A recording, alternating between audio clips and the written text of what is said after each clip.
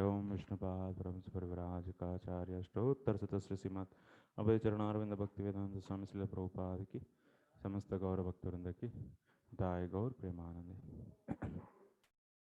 ओम नमो भगवते वासुदेवाय।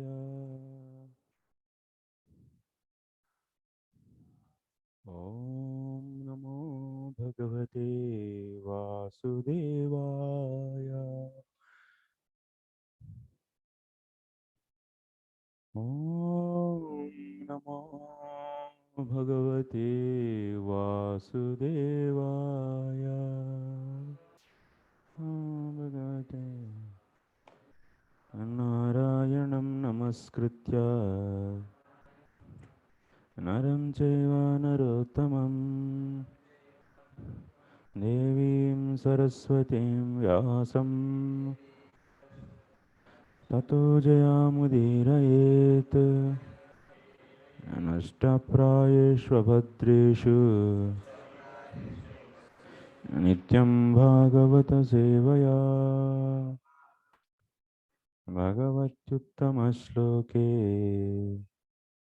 ये भक्तिर्भवति नैष्टिकी। हरे कृष्णा।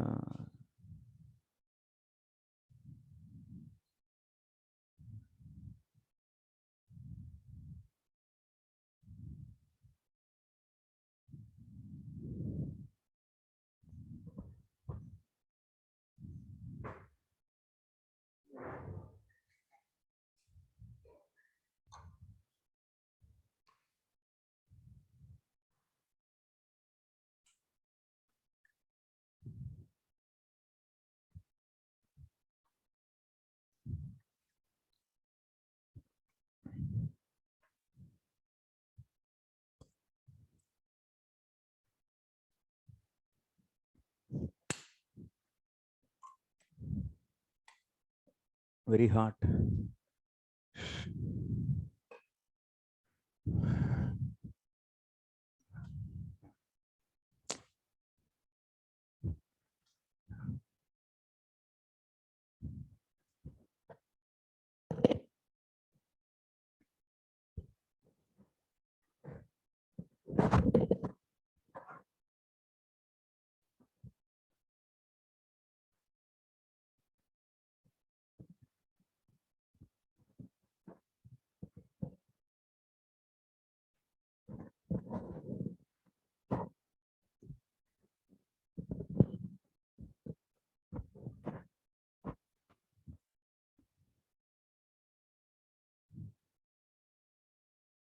हम्म।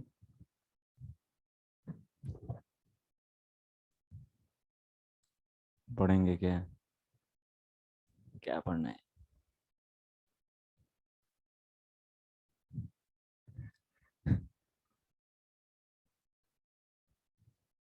बहुत रिसर्च कर रहे हैं सब लोग बैठ के, क्या कर रहे हैं? Seriously, what you are all doing seriously? Tell me what you learn yesterday. हाँ, you learned something.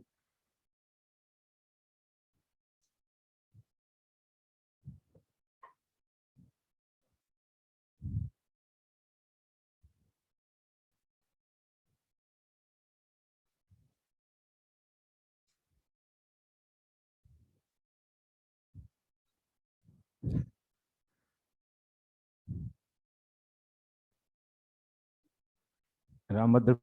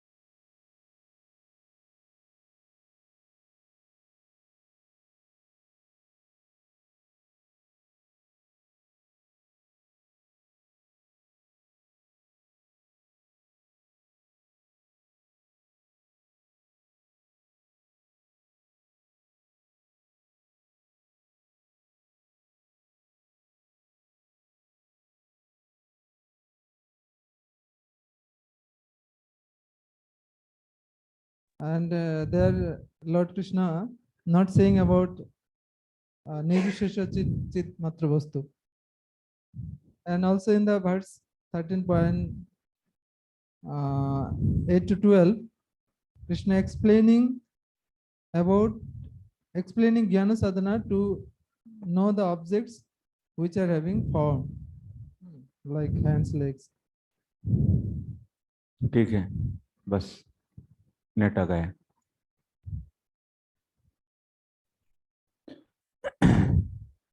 So our student is repeating, so just because we have so unstable so internet because of this, so we are waiting for all online students. By that time we were just hearing from our students from express class. Okay, so now we'll start. Anyway, till what sloka we finished, Prabhu? 6 or 7? 6, huh? Acha,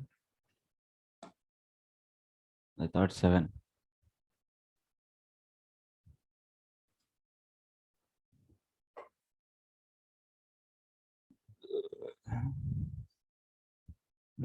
Six over. So what Rahugana is saying and what Jadabartha is saying. So after hearing from Jadabartha, Rahugana was able to understand everything or not? He was not able to understand. Why? Why he is not able to understand? Rangamai Prabhu, what happened to Rahugana? Why he didn't understand? He's influenced by the mind. Acha. So he is influenced by the mind. So Rahugana, what he was saying, so Gurudev, you tell very nicely, but I didn't understand. I was not able to understand what the point you are making. My request is, you explain this with the day-to-day example, practical example. Take the simple example and explain. And then I can understand. Because I am not scholar like you. Okay. So like that Jadavar Rahugana was saying. Okay. So issue is what? What is the issue? On what issue the whole discussion is going on? So pain comes to the soul or not? So pain is experienced. Material pain and pleasure are experienced by soul or not? Yes or no? No. So pain is not experienced by the soul. Then that means, so how, then who is experiencing this? This pain is belong to whom? This pain is belong to only mind. But there is no connection with this pain. What is the Vishwanath Chakravarti Thakur's logic? So how he was explaining? So for this, Jadabarata also replied with a practical example. What is that example? Who will tell? Tell. Not Vishwanath. Jadabarata. First Jadabarata you should tell, then Vishwanath. Without Jadabarata, where is Vishwanath? Yes, Vipin Purandar Prabhu.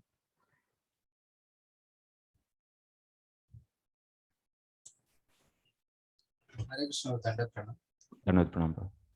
Jadabharat was explaining the concept of the matter, where the stone is also matter. The same way our bodies all belongs to matter coming from the earth. Yes. This ankle, feet, and above that feet, knees are there, above that stomach, above the head is there. So it's also matter. Everything and is. 4 people are holding, those also matter. Above this palanquin is there, that is also matter. And in that, one person is sitting, that is also matter. So where is the concept of the pain? Yes. You are saying that. So, if you give, yeah. So yes. Jadbharat was telling in that way, and Vishwanath Chakravarti Thakur gives an example of a girl who wears this necklace. Ornaments. Yes. When she wears that ornaments around her neck, she doesn't feel any pain because she feels that is very beautiful, and in her mind she has concept of wearing these ornaments as a beautifying the body. So she doesn't feel it as a burden for her. Yes. So because of that mental concoction, so Vishwanath Chakravarti was Thakur explaining this concept in this way. Yeah. If you keep a So some weight on the table, which is belong to you, will you get any pain? No. Similarly, this body is belong to you. You are not the body. And if you keep 100 kgs on this, will you get any pain? Huh? Why don't you say, Sadhguru Prabhu, will you get pain?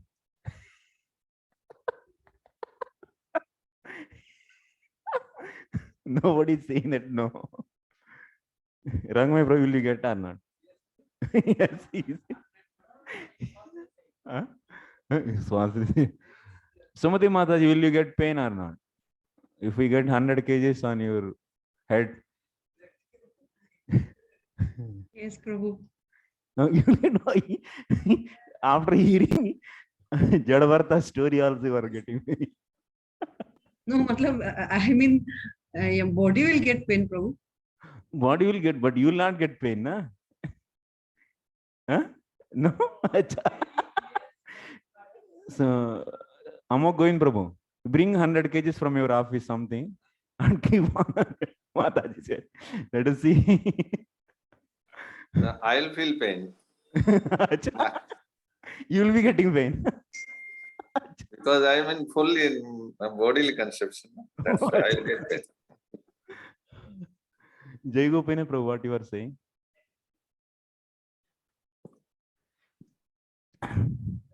If I am attached to the object, then I will get the pain. Yeah. Even in ordinary things, like an object which is mine and a mobile, say, if I keep 100 kg weight on that, then that will get spoiled, so I'll get pain. So anything, if we are attached to, then we get pain. Otherwise, if we relate to that, then we get pain. Yes. If your table is you brought from the USA, and such is so delicate, and so you spend 10 lakhs of rupees for getting that, and someone kept 100 kgs of iron on that, you will get so much pain. You'll get pain or not? Yes. And some 1 crore rupees necklace is with you, and someone is playing with this like this. Will you get pain or not? Someone keeping something weight on that, will you get pain or not? Yes. So that means for anything you are attached, so for that you will get pain. For this body, if you are attached, then you will get pain. So we have being a conditioned soul. So because of that conditioning, we are identifying ourselves as a body. So something is kept on this body, you will get pain. So that means whatever the points are said by the Jadabharat is true with the liberated soul, who is liberated from the body. And whatever the arguments are given by the Rahugana are true with the conditioned soul. He is speaking from the conditioned soul state, and Jadabharta is speaking from the platform of liberated platform. So because of this, but actual fact is what? Fact is, yes, soul is not really body. Soul is completely different from the body. So that's why soul will never get any pain. So that kind of provision is there. Soul can be, that means isolated from this body. So that is nothing but the practice of the yoga. By practicing yoga, one can achieve this. So that is the point he's making. He's trying to making to understand. That's why Sanad is saying, if you have attachment, one young girl is carrying a boy, he's also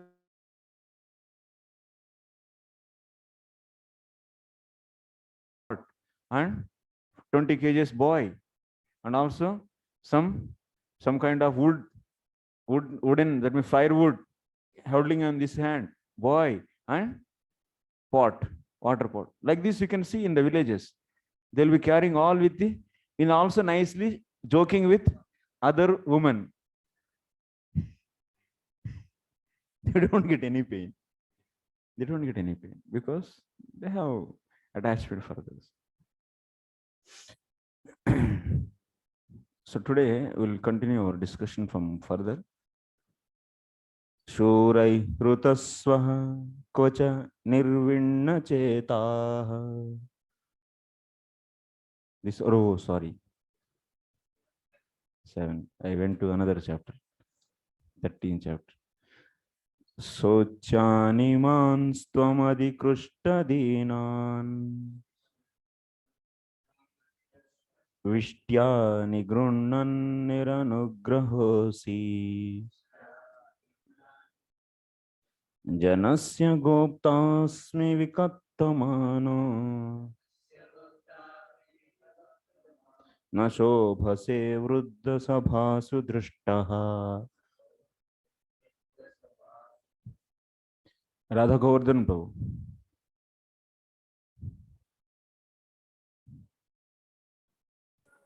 Hare Krishna, Prabhu. Hare Krishna Prabhu It is a fact, however, that these innocent people carrying your palanquin without payment are certainly suffering due to this injustice.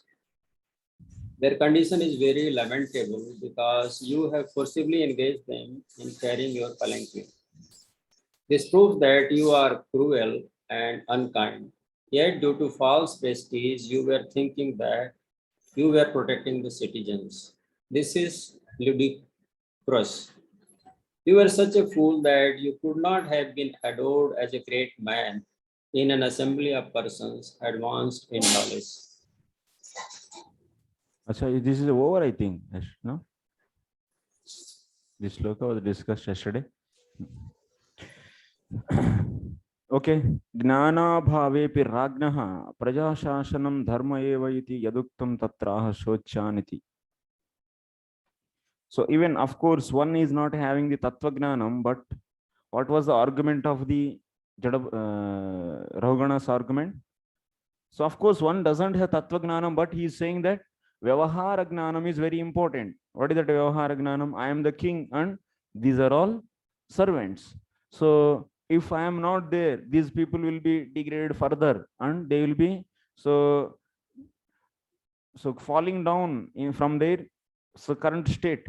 So like this, so he was saying that, hey, I am the king and you are my servant. You have to carry this palanquin. So such a orders he was giving previously. So Rahugana was giving. And Rahugana also substantiated that point. Jadabharata, what he said when Rahugana said this? Jadabharata said that, hey, today you are the king, tomorrow I will be the king. And I can order you. So what is there? This is. So this is a very temporary thing. For temporary things, why you are giving so much importance? Then king was saying that for that he was raising objection. Of course, without this king and servantship, so these servants will be spoiled. He said that's why Vyavahara Gnanam is very important.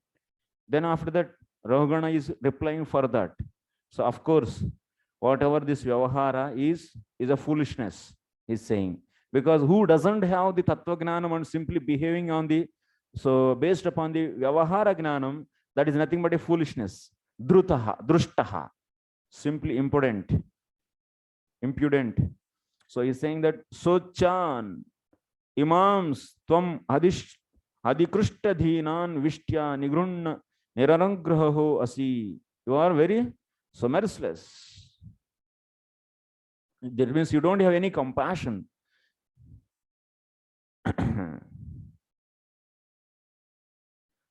What he's saying, so he's saying that Jadabharata is saying, people carrying your palanquin without payment are certainly suffering due to so this injustice. That means you are the cause for the pain of others. So their condition is very lamentable because you have forcibly engaged them in carrying your palanquin. This proves that you are a cruel and unkind. That you due to false prestige, you are thinking that you are protecting this. That means you are the soul. And you are not this body, you are not the king, you are not, they are not your servants. So this is just your false ego. So purport, King Rahugana was proud of being king, and he felt he had a right to control the citizens as he liked. But actually he was engaging men in carrying his palanquin without payment, and therefore he was causing them trouble without reason. And unless the king was thinking that he was the protector of the citizens, actually the king should be representative of the Supreme Personality of Godhead. For this reason, he is called Naradevata, the Lord among the human beings.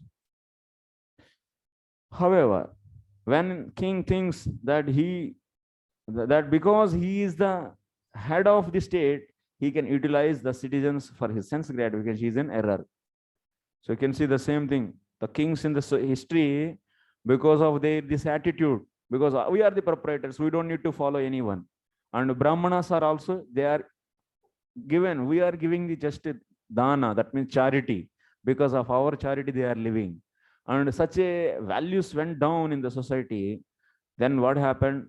Then there was a big, that means the Rajapurushas, the kingly men are really a threat for the society.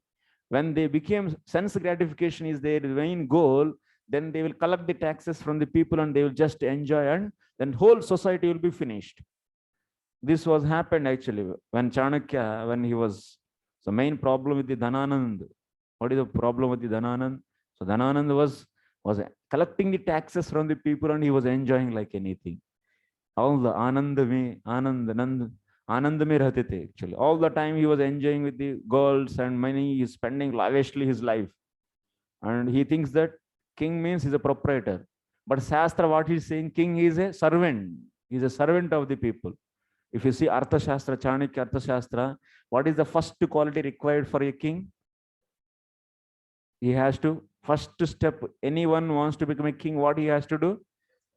Vruddha Seva. That means he should go and hear from the learned people, from the sadhus. He should sit with the sadhus and learn from the Anvikshiki, Tattva Gnanam. First Tattva Gnanam they should hear. And next after that, so Vruddha Seva, then Vruddhopasanam, first thing. Next one is Indriya Jayaha. What he has to achieve next? He should control his senses. And that means to be a king, one should be knowing the Tattva-gnana, whatever is explained by Jadabharata. And he has to see that means things as it is. And in reality, then that is the qualification. If that is not there, then they will exploit the society. They will become a thief.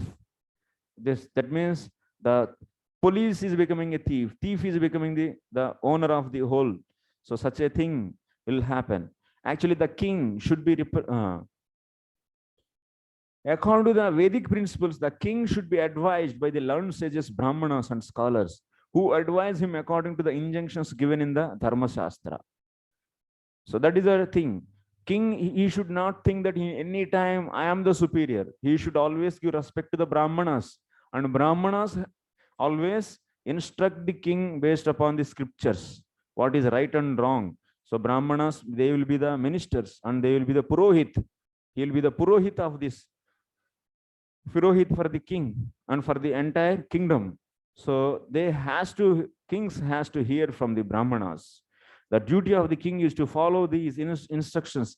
Learned circles don't appreciate the king's utilizing public endeavor for his own benefit. His duty is to give protection to the citizens instead. The king should become such a rogue that he exploits the citizens for his own benefit. The king should not become such a rogue.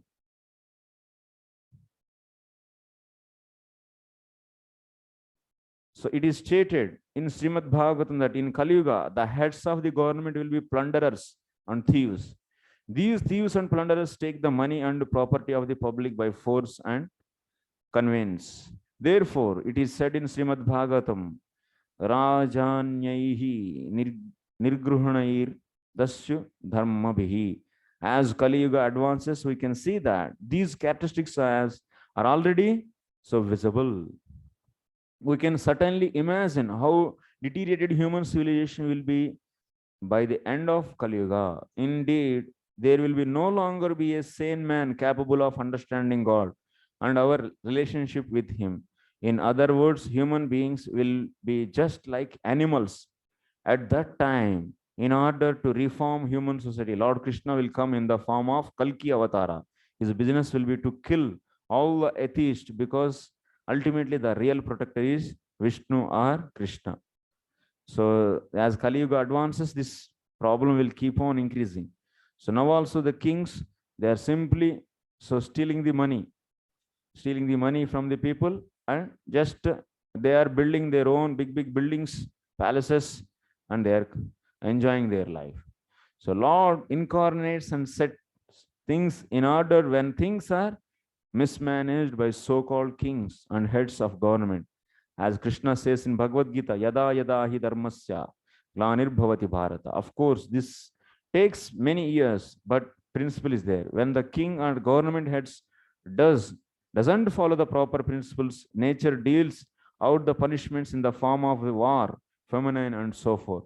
Therefore, if the governmental heads is not aware of his life's goal, he should not take charge of ruling the people. So now you see the war is keep on going. It will not end. It will not end. It will keep on going and going and going, and it will become like a wildfire very soon. Because of this adharma. Actually, the supreme proprietor of everything is Lord Vishnu.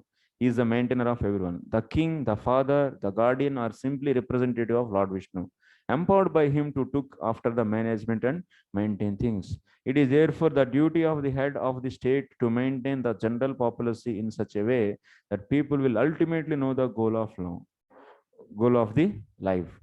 Nate vidu swarthagatim hi Vishnu. Unfortunately, the foolish governmental head and the general populace don't know that ultimate goal of the life is to understand and approach Lord Vishnu. Without this knowledge, everyone is in ignorance and all society is crowded with cheaters and cheated. So from this, Prabhupada is explaining this.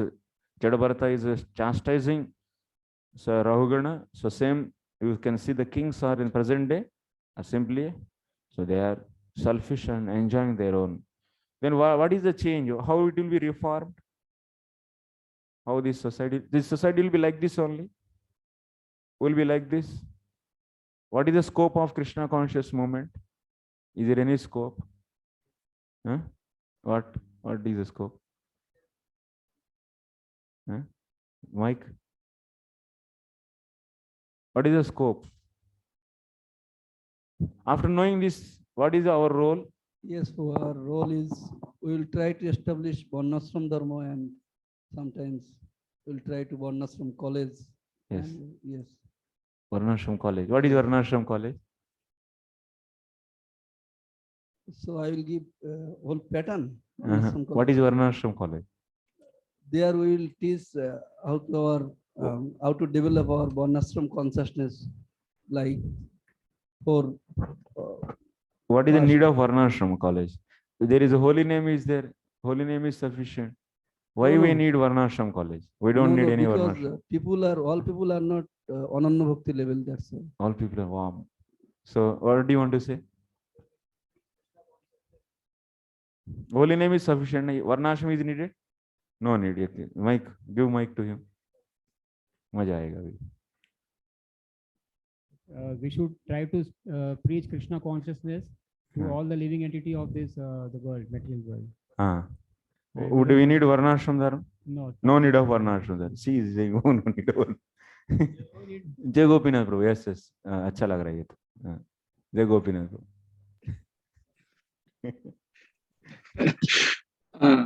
Yes, Prabhu. In Kali Yuga, at least, we are not too much bothered about Varnashram. We may take whatever rules which are favorable for Bhakti, and we have to try to spread Bhakti to the people.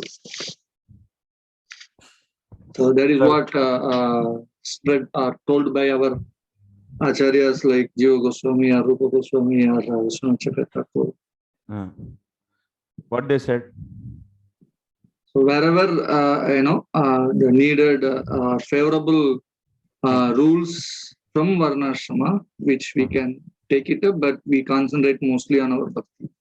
Acha, we should take and spreading Bhakti. You are bringing middle way. We should take some concept from Varnashram. Some favorable aspects which are okay for Bhakti. Who will decide? The acharyas will decide. Huh? Devotees or the leaders of our society will decide that. How to know that these principles are needed and these are not needed? From our previous acharyas' writings. But they didn't and speak Prabhupada's anything about writings. Varnashram. They didn't speak anything about Varnashram. Here and there, like Prabhupada also spoke that we need Varnashram, and then also on the other hand, we say in this Kali Yuga it is difficult. but that portrays that there is an in-between is required, which we cannot go back to the oldest Varnashrama system, because this Kali Yuga, it is very difficult without a proper king. And we can see Prabhupada try to bring in, what is that, farm community, which is kind of, a balance between both. We live in land and land-based life, and try to bring some self-sufficiency, but not really naming anyone like a Brahmana or a Kshatriya. So we play our roles according to our nature, things like that. Then why we have to call brahmachari, grihastha, vanaprastha, sannyasi? You are brahmachari or not? No. No. What you Naham vipranacha narapadi na vaishyo na sudro naham varnicha grihapadi na vanasto edirva kintu protinika paramananda purnam napte gopir bardugu padakamalayur dasa dasananda. Why you are wearing saffron? Because Prabhupada instated that is for preaching purpose. That means you are not brahmachari. Yes, Prabhu. I cannot say that because I was not brought up with that background. So actually, for devotees, marriage is needed or not? It is needed. So for someone who wants to. But marriage is, it is also varnashram. Yeah, vivaha samskara. Is Yes. also varnashram. But that is not alone varnashrama. But it is also varnashram. It is not alone varnashrama. But why we have to so we follow take favorable, that's what I said, we take favorable portion from the varnashrama, which can support bhakti, because he cannot practice bhakti because his mind is disturbed. That means you need varnashram. Aspects of varnashrama which are favorable for bhakti. Needed. Needed. Yeah, it will be. Needed, na? Okay. Okay, I will take from Amok Govind Prabhu. Hare Krishna, Prabhu. So, Prabhuji is saying that he is not brahmachari. That means we are wrong. We are identifying all our saffron as brahmachari.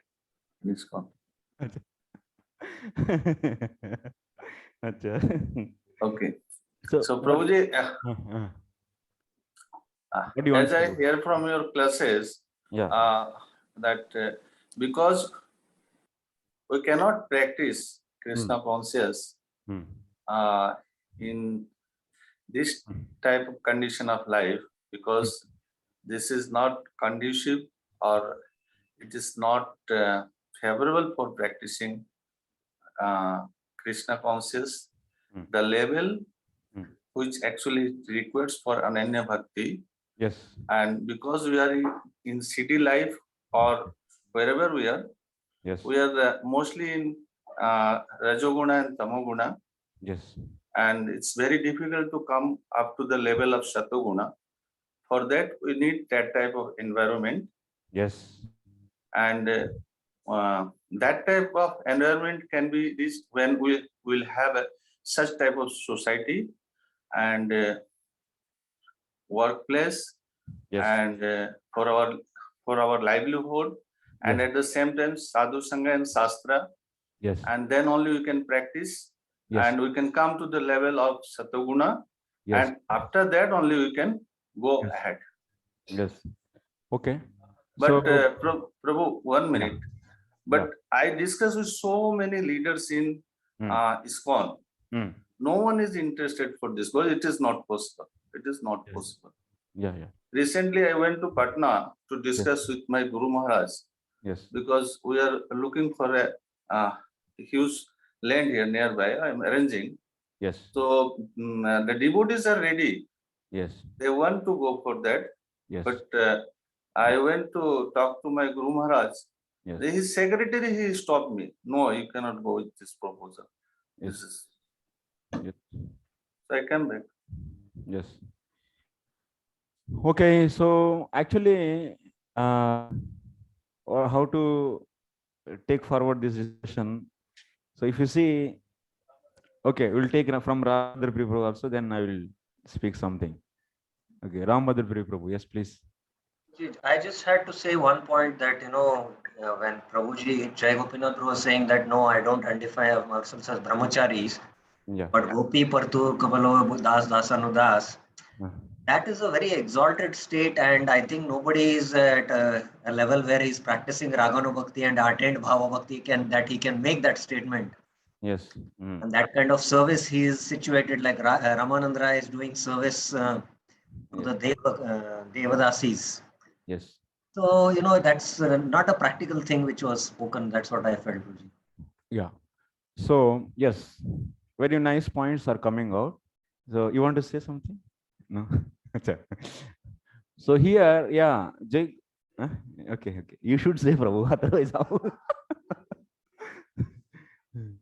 Actually, material world is like a toilet, and toilet has to be clean, but one should know toilet is going to be dirty, but doesn't mean one should not clean. Similarly, in the varnashram is required, but varnashram is everything, is not everything. Just like body, practice bhakti, body is required, soul is encased in this body. That body is not a useless. The Yes. body has to require varnashrama. Yes. Because Ananda Bhakti is required 100% faith. Yes. And very few people will be there. And Shruti Smriti Puranadi, Yes. Pancharatrik Vidik Bhina, Ekantik Harir Bhakti, Utpateyu Kalpate. Yes. Then if you don't follow Varnasrama, then only disturbance to the society. Yes. So Prabhupada, what is given, that is perfect. Yes. And he has given ultimate pure devotional service. Yes. But we have to go along with the Varnasrama. Yes. It cannot be rejected. But material world is like a toilet. We should remember always. Yeah. Pure devotional service always. And that's why all conclusion of Shastra, Hare Nama, Hare Nam, Hare Namayo Kevalam. Not a Varnasram Kevalam. No. But Varnasram is required. Yes. Okay. Sri Charan Prabhu. So, from the view of Bhakti Sandarbha, so one who does not have Purna Shraddha, so must do Karmarpanam. Yes. In the association of devotees. Yes. So Karmarpanam is obviously establishes Varnashram. Yes. Yeah. Next, this means he's saying from philosophical point of view. That means if you have Purna Shraddha, that means you are engaged. What is the meaning of Purna Shraddha? One is engaging himself 24 hours in direct devotional service for the pleasure of the Krishna with favorable mode. If you are able to do this, then you can say that I am the servant of the servant of the servant of the lotus feet of the Lord. You can say that. But if you are not like that, when just to superficially you are saying you want to be that, but you are not now like that, and if you say, then what is that? What is the principle is violating? It is a defect actually. That means Swe Adhikare Yanishta Gunaha Parikirtitaha. So that means according to your Adhikara, you should speak. If you are desiring, that doesn't mean that you are now that. You cannot say that now I am in that platform and I don't need any brahmachari dress and now then you will become Babaji. So you cannot say that I am not brahmachari. But you are brahmachari, but I want to be like that. That means I want to be the servant of the servant of the servant of the Lord. And I am trying to endeavor, but you cannot reject the present state what you have. Then because that is not the way of that is the problem we have seen in the previous society. If you don't have any samskaras and if you don't have any identifications, then what will happen? Then everything is, there is no vivaha samskara, there is no male and female. You should not recognize as male and female also. You should sit together because she is servant and you are also servant, Prabhuji. And you should not call as a Mataji. You should call her also as Prabhuji. And only one designation. And everything should be one. So then what will happen? It will bring that means disturbance in the society actually. So, but that's why even one is aspiring for the Raganuga Bhakti, is doing Raganuga Bhakti, but still he has to exhibit the Vaidhi Bhakti externally. Similarly, one should internally develop his consciousness as a servant of the servant of the servant, but outwardly to set example to the society, he will be behaving as that means some social identity, that means I am brahmachari like that. But consciously, he should definitely work out to become a servant of that. But to maintain the proper balance in the society, you should maintain some etiquette actually that is needed. That is done by the even previous. That means if you see the kings, the devotees like Bharata Maharaj, if you see, or the Parikshit, if you see, they just Bharata Maharaj's case we analyzed. He is pure devotee or not? Pure devotee. Why he is doing the karma still? Just to teach others. Just to teach others, and he is doing so that for sake of others with the others. So this kind of, that means we have to strike the balance. And we should not go for the too extreme. Varnashrama kevalam is not said. Hare Nama, Hare Nama, Hare Nama kevalam. That is the essence, that is the goal. That also should be there. And also we should maintain the proper healthy environment in the society. That is also needed actually. So yes, and one more point is, yes, the presently who developed 100% Shraddha, Purna Shraddha, that means Saranagata, that means Sarva Dharman Parityajya, Mamekam Sharanam Raja. If someone has such a surrenderance, then that person is always engaged in the pure devotional service. Then he will not be consciously, definitely, so he will not identify himself as any ashram or any varna. That's a fact. But who are not in that level, so they has to follow the karma mishra bhakti, because they don't have full shraddha. Then in that case, definitely they will be doing the karma. So what kind of karma they should do? In the Uddhava Gita, Krishna is clearly explaining. So until unless if you don't, that means identify the modes. Of course, all modes are rejectable only. But when you develop, that means with respect to the Ananya Bhakti, everything is rejectable. But you are not in that state. You don't have that kind of adhikara. So that means you didn't get that kind of shraddha. That means you are not now Ananya Bhakta. Then in that case, you should work on your condition, your state. That means you should improve your state by leaving the rajas and tamas, and you should practice the activities which are in the goodness. So that you should leave the karma which is in the fully motivated by the rajas and tamas. And that is said in the Krishna, in the 25th chapter, 25th chapter, 32nd sloka and 34th sloka. So then what? You have to gradually be situated in the Sattva-guna and be in association of the devotees and do your karma and also bhakti for the sake of the Lord, and you have to elevate, get the full shraddha. So that's why you have to see all the philosophy in a proper place, reconcile way. Otherwise, if you completely reject anything, then it is dangerous for the society. It's dangerous for the fanatical preaching. If you do, then it will bring the problem actually. And Prabhupada is also very balanced. He preached. If you see his lectures, very balanced way he preached. He didn't say something is rejectable or something is acceptable. He didn't say like that, but a very balanced way. And he said, and it is also in Bhagavatam, whole Bhagavatam. So I said example. So Gruhasthas, they are going for marriage, Vivaha Samskara. So by the Vivaha Samskara, that means in Vishwanath Chakravarti Thakur is writing in the Bharata Maharaj that sloka. What is the sloka?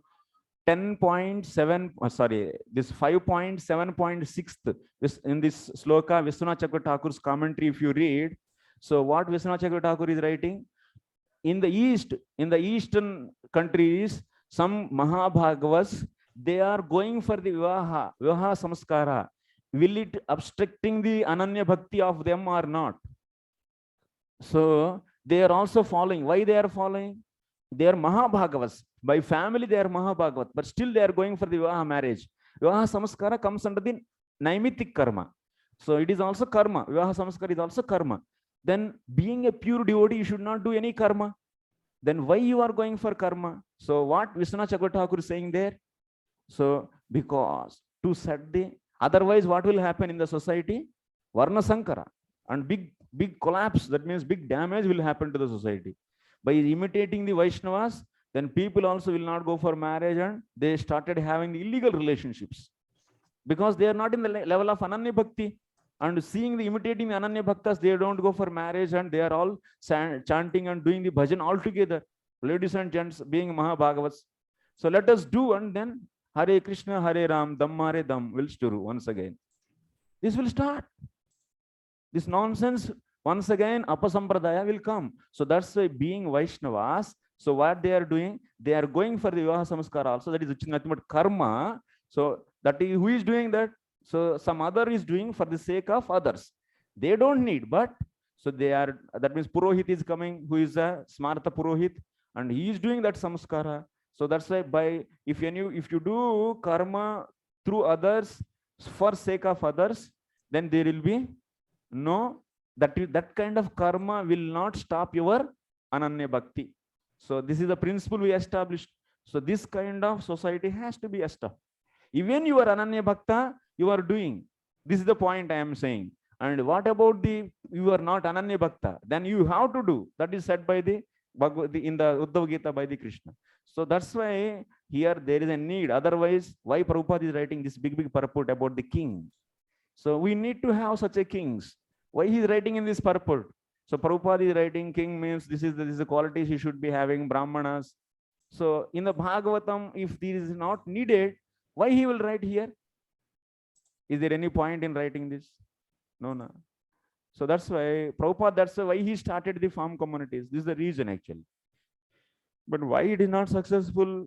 It needs to be approached by in a systematic way, in a proper way. Then we can get this success. Yes, Vipin Purandar Prabhu. Hare Krishna Prabhuji. Of course, this Varnashram setup is very much required. We are not saying that we should reject or we should accept. This kind of setup helps a community grow it very well. Because we see in present days, there are many still cultural families and societies are there in South India where people are having this Varnashram setup. And because of that, they are getting a good soul. And Prabhupada, because of this Krishna conscious movement, has already predicted, because of this Krishna conscious movement, there are the chances of good soul getting attracted to this.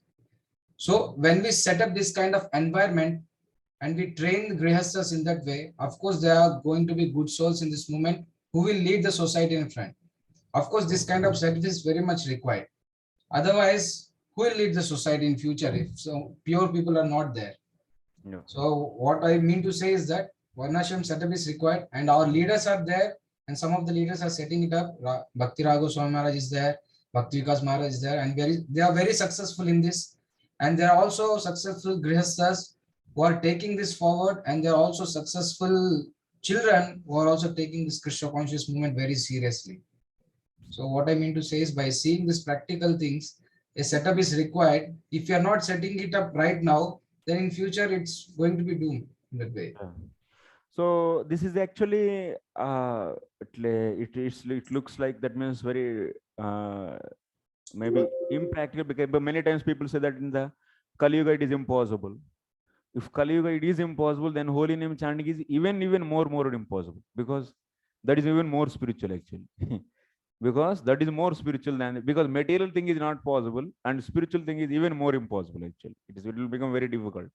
It doesn't mean that I am tying up the chanting holy name and Varnashram together, but the point is, yes, here nobody is rejecting, everyone is also not, we are accepting. The main point is, so as Jai Gopinath Prabhu said, so we have to take the principles from the Varnashram Dharma, and so we may not see the big palaces and kings and royal kings, that, but at least the principles has to be so properly taken and implemented and endured. Okay.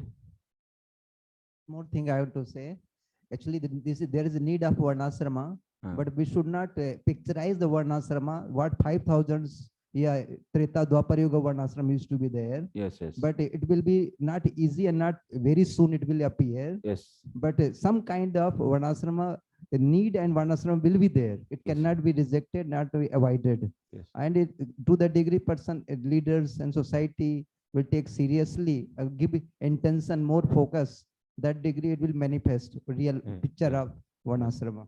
Yes.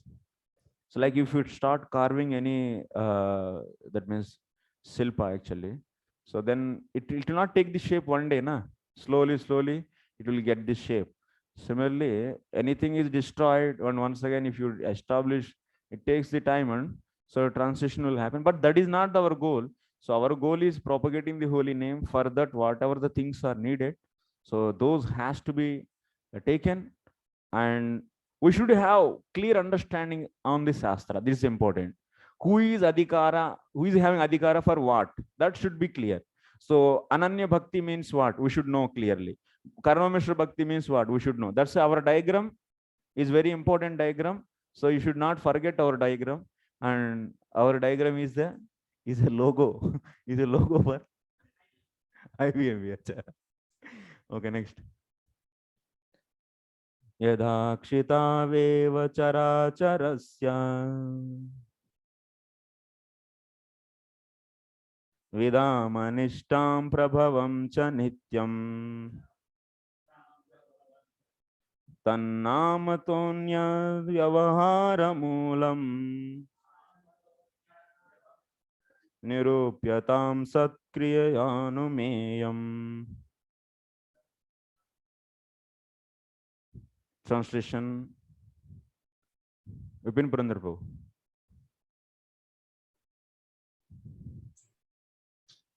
Hare Krishna Prabhu. Yes, Prabhu. 1 minute. Got stuck. Okay, no problem. Yeah. So, Bhavgrahi Prabhu. 8 shlok na Prabhu. 8. Okay. All of us on the surface of the globe are living entities in different forms. Some of us are moving and some not moving. All of us come into existence, remain for some time, and are annihilated when the bodies again mingle with the earth. We are all simply different transformations of earth. Different bodies and capacities are simply transformations of the earth that exist in the name only. For everything grows out of the earth, and when everything is annihilated, it again mingles with the earth.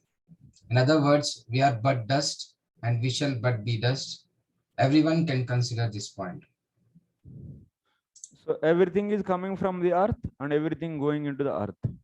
What is there? So Jadabharta is saying that. Yeah, same. Rahugana. Yeah, Rahugana is thinking that I am king and you came from earth. That means he is identifying himself as body. That body came from the earth and it will go into the earth. What is there? So why you are so much having the pride? I am the king. Nanu abhimanya shunyasya muktasya pi prarabdha. Oh.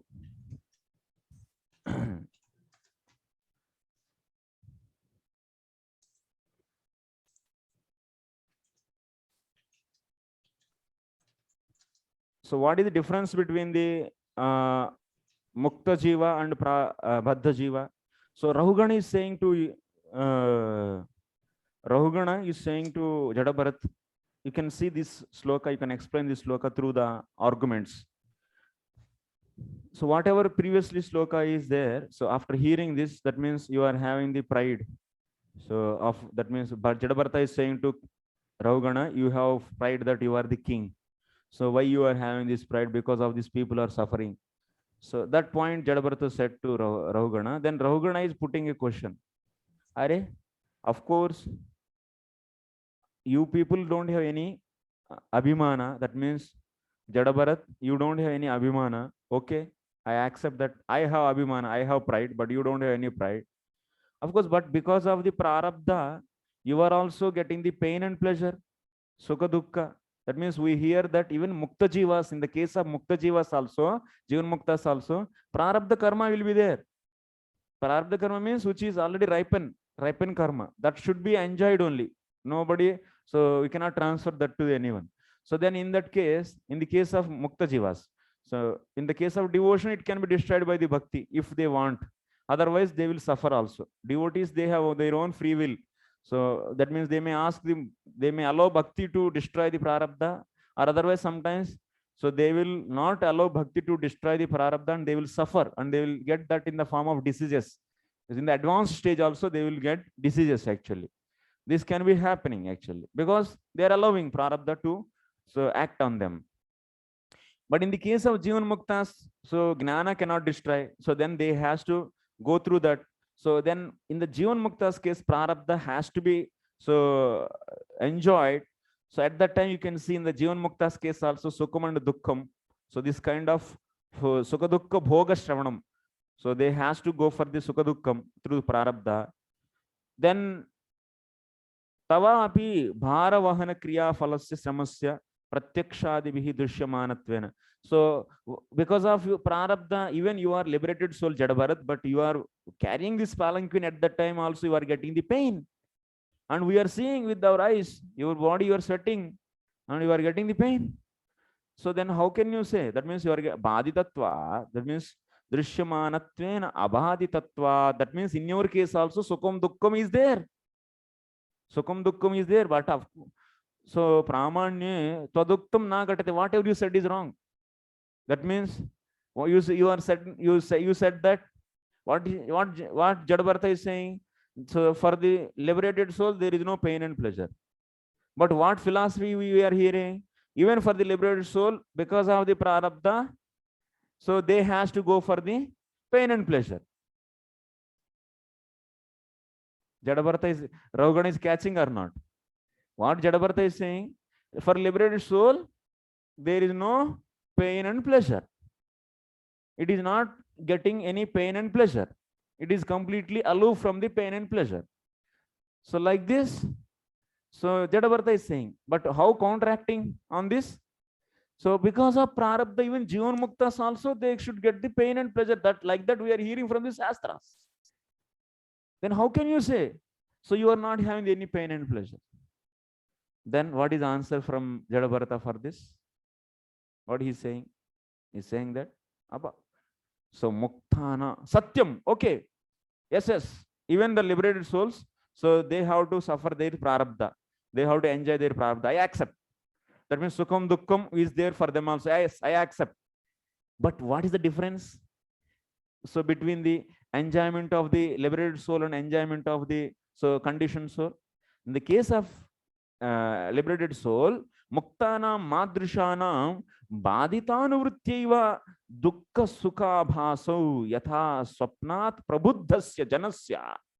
So Swapna Drushta Sarpasya Mityatva Jnanepi Kiyat Kshana Paryantam Bhaya Kampavi Kampau Akinchit Karau Eva. So what he is saying? So Jadabharta is saying, yes, we also, that means Jivan Muktas also accept whatever point you are saying. But what is the difference between me and you?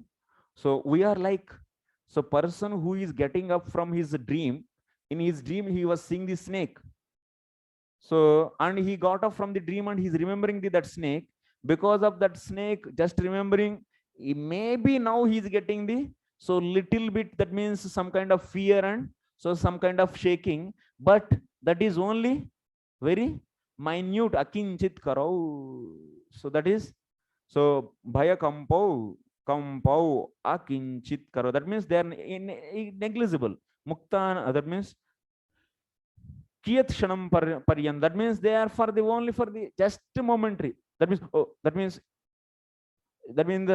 in the sleep you have seen a big snake and it is just going behind you to bite, and after getting up sleep you remember that snake. Just 1 second, fraction of seconds you may feel, but actually you will not get any real feeling. Real fear you will get, real fear after getting up, you will not get any real fear. That is the state of the Jivan Mukta's case. That's in the Jivan Mukta's case, suffering is like that. Suffering and pleasure is like that. But what about the conditioned souls? Like Jadabar, in the case of Raugana, how he will so undergo this material pain and pleasure. In the case of the conditioned souls, you can see. In the case of the liberated people, Sukha Dukkha are just abhasa.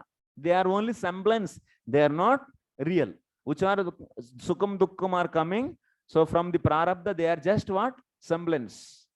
Chaya. So there is a chaya. That means there is a mango is there. So on the tree. And that tree is reflecting on the water. And mango fruit is also reflecting. If you taste that reflected mango fruit, that means reflection mango, if you taste it, how it will be? It will be juicy, tasty. No, it will be simply watery, because in that water it is reflecting. It's not having any value. So similarly, so real mango and the tree, on the tree it is there. So similarly, this Sukha Dukkham, whatever are there, So for the Jivan Muktas, those are just like what? Reflection. They are abhasa. But if you come to the conditioned souls, what about them? Aprabuddhanam tu yishmakam. That means people like you. Aprabuddhanam swapnika sarpaha satya eva iti bhati. That means yishmakam vyavahara tadapi. But people like you, so you people are still in the sleep only and still seeing the snake. And by seeing that snake, you are getting this so much sweating and also shivering. That means we people are people like who woke up from the sleep and you are still in the sleep. And in your case, this sukha dukkham is giving the pain. But in our case, there is nothing. They are not touching us. So that's why janasya. So vyavahari tadapi vyavaharasya asatyatvam yuktya darshayami. So that means whatever that means this conditioned souls in the dream. So that means a dreaming person is seeing the snake and he is by seeing that false and temporary, illusory and temporary snake, he is getting sweat. But after getting up the dream, he will never feel any fear from that snake. So that means what? Whatever snake is seen in the dream is temporary and illusory. In the same way, for this soul, for the soul, so whatever in the day-to-day life we are seeing this pain and pleasure, it is also temporary and illusory. This is the point he is always substantiating. Jadabharata is substantiating. Jadabharata is trying to develop this kind of inference. So he is asking Rahugana to develop this kind of inference. So, Are bhai, understand this dream example. Understand the objects in the dream. So objects in the dream are giving the pain only in the dream, not after the getting up from the dream. Similarly, the objects which are there in this day-to-day life in the Vyavahara, those will give giving the pain to the conditioned soul. But who are realizing the self, for them there is no pain. Why don't you understand this simple point? So this I will explain you with this sloka now. Like that, he is saying. Shruno ityaha. You hear. So what is saying? So, yeah. I want to clarify with you these things. Just like Jivan Mukta, his suffering is a semblance, but I want to understand and clarify with practical way, just living Jivan Mukta. So how they see the suffering. So whether what my understanding I want to express, just like who are Baddha, they will be just like although they will be dreaming like that, they will appear real, but that they will not do any activity. Snake. But Jivan Mukta, suffering will be there, but they will not deviate from their constitutional services, remembering, serving Krishna, other things. Along with just like Arjuna's son killed. So naturally suffering is there, pain is there, but he's not deviated from his service. He continued the service. So that means Jivan Mukta sees like that. Suffering, in spite of sufferings, he continues like that. So that is the meaning. Yeah, this is actually Prabhu.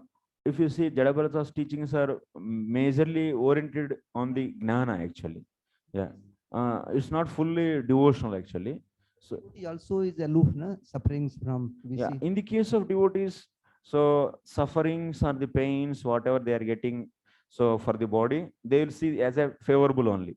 So it's a favorable to the, even if they get disease, so they will be take it as a favorable way. How they will take it as a favorable way? So if they are not able to walk now, so they will, because of the knee pain, they got this kind of disease. Okay, let me sit and so Krishna want me to do more chanting. And but Jadabharata is pure devotee, so he has a Gyan point of view. He is telling in the Jnana point of view. So his consciousness reflecting. Yeah, just his for teach of being he is all-rounder. Jadabharata is all-rounder. Yes. So but now he is teaching the As a Gnana. coming lower standard. Yeah, coming to the normal standard. That means we already said this. Because why he is speaking Gnana? Because Rahugana is speaking like a Gnani. Prajnavadamsa Bhasha. That means you are speaking like a, in the 12th chapter, if you see, that means first, that means he is saying that you are speaking like a learned person, but you are not a learned person. Kovida. That means he is saying this point. And before also, when he started scolding the Jadabartha at that time also, he scolded very expertly. So then while replying, so Jadabartha was saying that, oh, you are scolding me like a Gnani actually. What Gnana you know? Now I will teach Gnana for you. So that's why he's teaching Gnana actually. Even you don't know what is Gnana actually. So that's why snake. But he will ultimately end his teaching with the devotion only. If you see in this section, so with the devotional points he'll bring out. So yada iti characharasya jagataha kshitau eva. That's why he's saying the fact. Are vyavahara. So what is the point is what point Jadabartha Rahugana is not able to understand. So in vyavahara also, whatever sukham dukkham we are seeing or we are getting, so our objects we are seeing in this vyavahara also, they are also temporary and illusory like the objects we see in the dream. This is the point. So Jadabartha is trying to make Rahugana to understand. So that's why now, so he is giving once again one more argument for this. What he is saying, whatever objects you see, my dear boy, my dear Jadabartha, my dear Rahugana, so these are all coming from the earth and going into the earth. Everything is only for time being they are. Main point what he wants to push, you should accept that everything, whatever is there here into day-to-day life, vyavahara is temporary and illusory. This is the main point he wants to push. So that's why you see, chara charasya jagataha kshitau eva nishtamna asham prabhavam utpattischa vidama. That means entire this moving and non-moving world is coming from the earth and merging everything into the earth. What you see, building coming from the earth, body is coming from the earth, everything is coming from the earth, and everything will go into that. So sarvesham vikaranam kshitibinna. That means he is asking to develop this kind of tarka, this kind of, he's trying to build this kind of logic in the heart of the Rahugana. Okay. That means Shruti is also saying Vacharambanam vikaro namadheyam mrittika ityam satyam. That means these names, that means this bottle, this is mobile, this is watch, this is kartal, all these are all what? Temporary, that means objects which are having some specific purpose and all having a specific name. But actually what is the truth?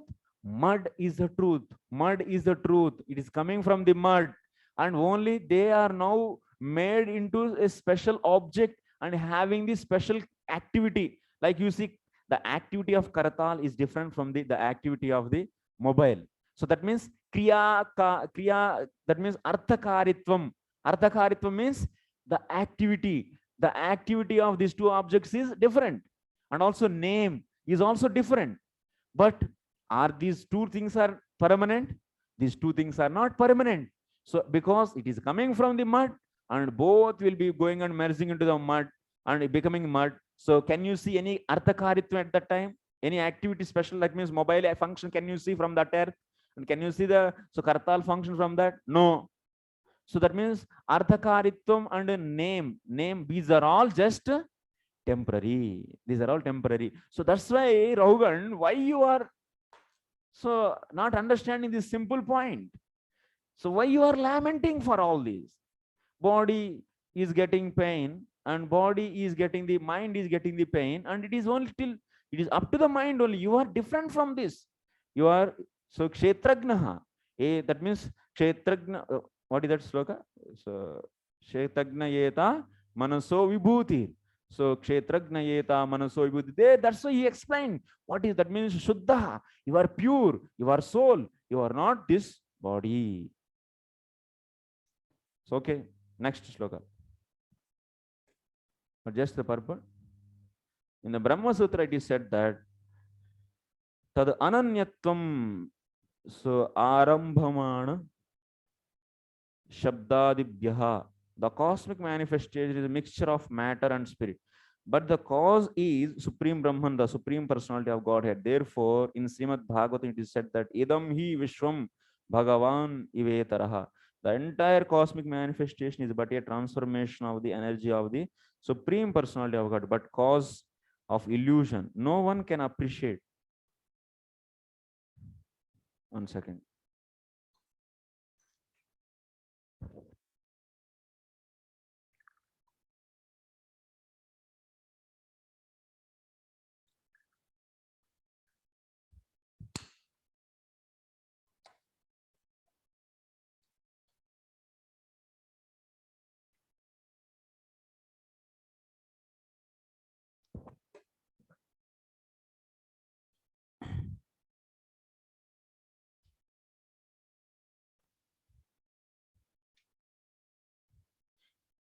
Therefore, in Srimad Bhagavatam, it is said that idam hi vishwam bhagavan ivetaraha. The entire cosmic manifestation is but the transformation of the energy of the Supreme Personality of Godhead. But because of illusion, no one can appreciate that God is non-different from the material world. Actually, he is not different. But this material world is simply transformation of his different energies, Parasha Shakti. So anyway, this material world, Prabhupada is explaining here how this material world is coming. This material world is coming from the Lord's another energy, that is so Bhinna Prakriti. That means because of his Maya, that means Bhairanga Shakti, this world is manifested. That's the point. But Prabhupada is trying to make us to not go away from the Krishna consciousness, because so we should not this is a whatever the explanation is given by Jadabharata here is the aspect or is a view of the Jnanis. But in the devotees case, how they will see? They see this entire energy, whatever the objects are there. So these all objects are all so will become transcendental when they are utilized in the service of the Lord, because everything is energy of the Lord and that energy is there to service of the Lord. So then what is the consciousness of the devotees? Instead of seeing this as a temporary object and which is coming and going inside the mud, but we will be seeing this as the energy of the Lord and we engage that in the service of the Lord. So this is the difference between a devotee and a jnani actually. So that's the point is being explained in this purport. Okay, next sloka we'll go to that. Evam niruktam kshiti shabda vruttam asannadhanat paramanavo ye avidyaya manasa kalpitaste yesham samuhena kruto visheshaha. Now, ultimately what jnanis, they should see everything as illusory. In Annie's case, so how to establish this day-to-day the life, whatever day-to-day life and objects are there in our day-to-day life, these are all illusory and temporary. So this has to be established. So this is the one way is I already in the Uddhava Gita, Krishna also established in the Jnana Kanda, that means chapter number maybe 26 or 27, 26 or 25. It's like that. So you can see in the 11th canto. There also Krishna discussed that's how the Jnanis see this material world. So how the Jnanis they see material world? So they will be seeing that initially what is the Shastra is saying, Upanishads is saying that absolute truth is what is nothing but what? Nirguna Nirvishesha Chinmatra Satta. So that is there in the beginning. Nirguna Nirvishesha Chinmatra Satta. That was there in the beginning. And that same thing is there at the ending also. That is only the, so we are hearing from where? From the Upanishads. Nirguna Nirvishesha Chinmatra Satta.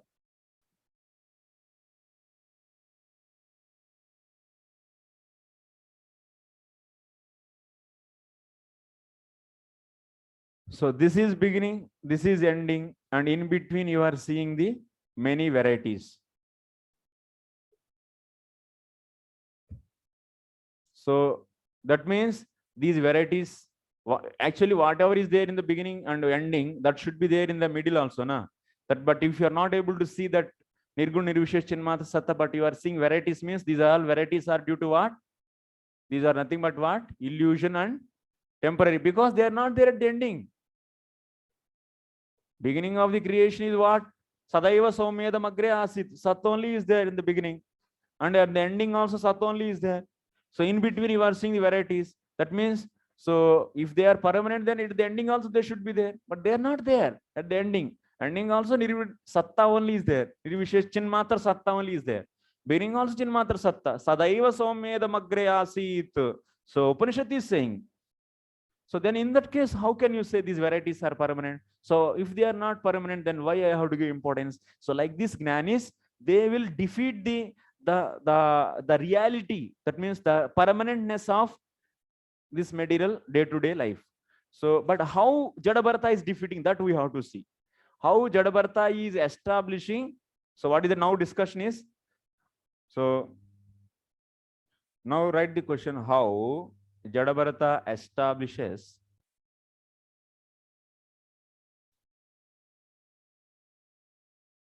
objects in day-to-day life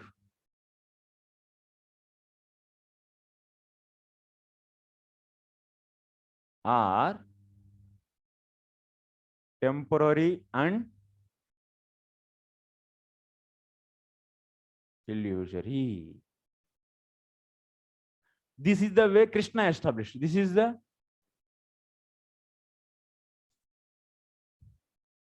Krishna's argument actually in the 11th canto. Now we are going to see from the 5th canto Jadabharata. So आप सबको विनती है, विनम्र निवेदन, don't forget this diagram. This diagram is only the conclusion of all the Shastras. This is absolute truth. Bhakti Sandarbha, Bhakti Vaibhava, Bhakti Vedanta, Srimad Bhagavatam, so Bhakti Rasamrita Sindhu, all Sandarbhas, Gita, all the Veda, Char Vedas, 18 Puranas. So ultimately it will come out, this only. So,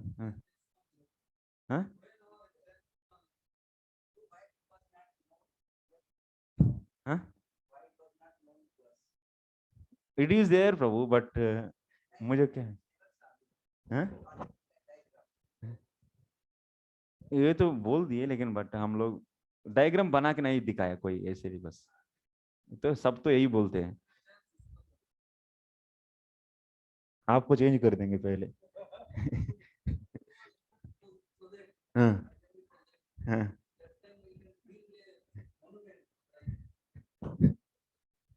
That means you want to, in my samadhi you want to make my samadhi with this diagram. See, these students are saying that my samadhi will be in this shape actually, because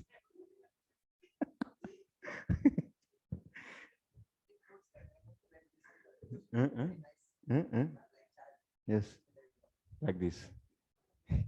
And this is karmi, this is karmi, and this is the, if karmis who are coming in contact with the so jnanis, and they are not become full jnanis, so but then they will be here.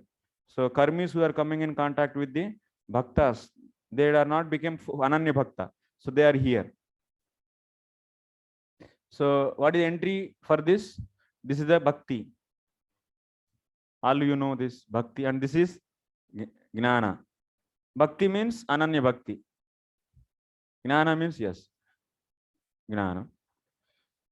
So karmis, so after coming in association with the jnanis, they will be understanding everything is Brahman. So from the day one, so that's why they are offering their karma to the Brahman. Brahmarpanam Brahmavi, Brahmagno, Brahmanavritam, Brahmaivatena Gantavyam, Brahma Karma Samadhina. Everything Brahmarpanamastu. They say like this. These people, Vasudeva Sarvamiti, Vasudev, Sabkuchi Vasudev. That means Savaipum Sam Paro Dharmo Yato Bhakti Radokshas. Everything should offer to the pleasure of the Hari. So this is, so this kind of two groups, and then gradually they will getting the hearing from the Krishna Katha and get the full Shraddha, 100% Shraddha, they will do Ananya Bhakti. So when they get the fully detachment, they become expert in the Nishkam Karma Yoga, then they will get the detachment and they are entering into this.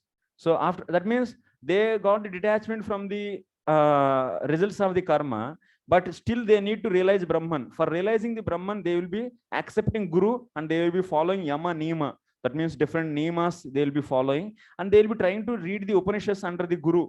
So then from that Upanishads, what he is understanding, Sadaiva Someda Magre Asi. That means, oh my dear student, Guru is telling to student. So Nirgun Nirvishesh Chinmatra Satta was only there beginning. At the ending also Nirgun Nirvishesh Chinmatra Satta only is there. So in between you are seeing the varieties, your family, your wife, or your children, and your this, your that. But those are all temporary and illusory. So don't bother about those and focus on this Brahman. Who is saying here? After entering into this, after once become your expert in detachment, so now you will be under the full shelter of the Guru, and then he is trying to cultivate you in the full knowledge. Yeah. There is diagram Gyan Marga and Bhakti Marga. So Karmi is approaching progressing. Left wing, right wing. Right wing also.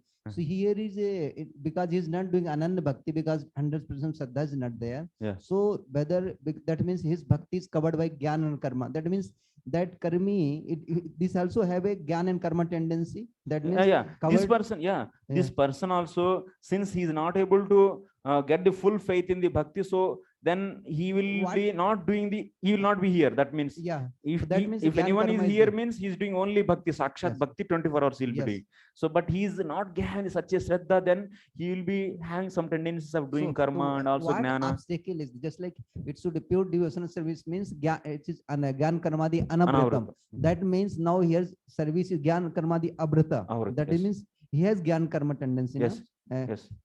Then he will go. So then gradually Karma Mishra, Jnana Mishra, then be pure devotion. So here also the Jnana will be there, na? This Marga. Yes. Bhakti Marga also. Yes.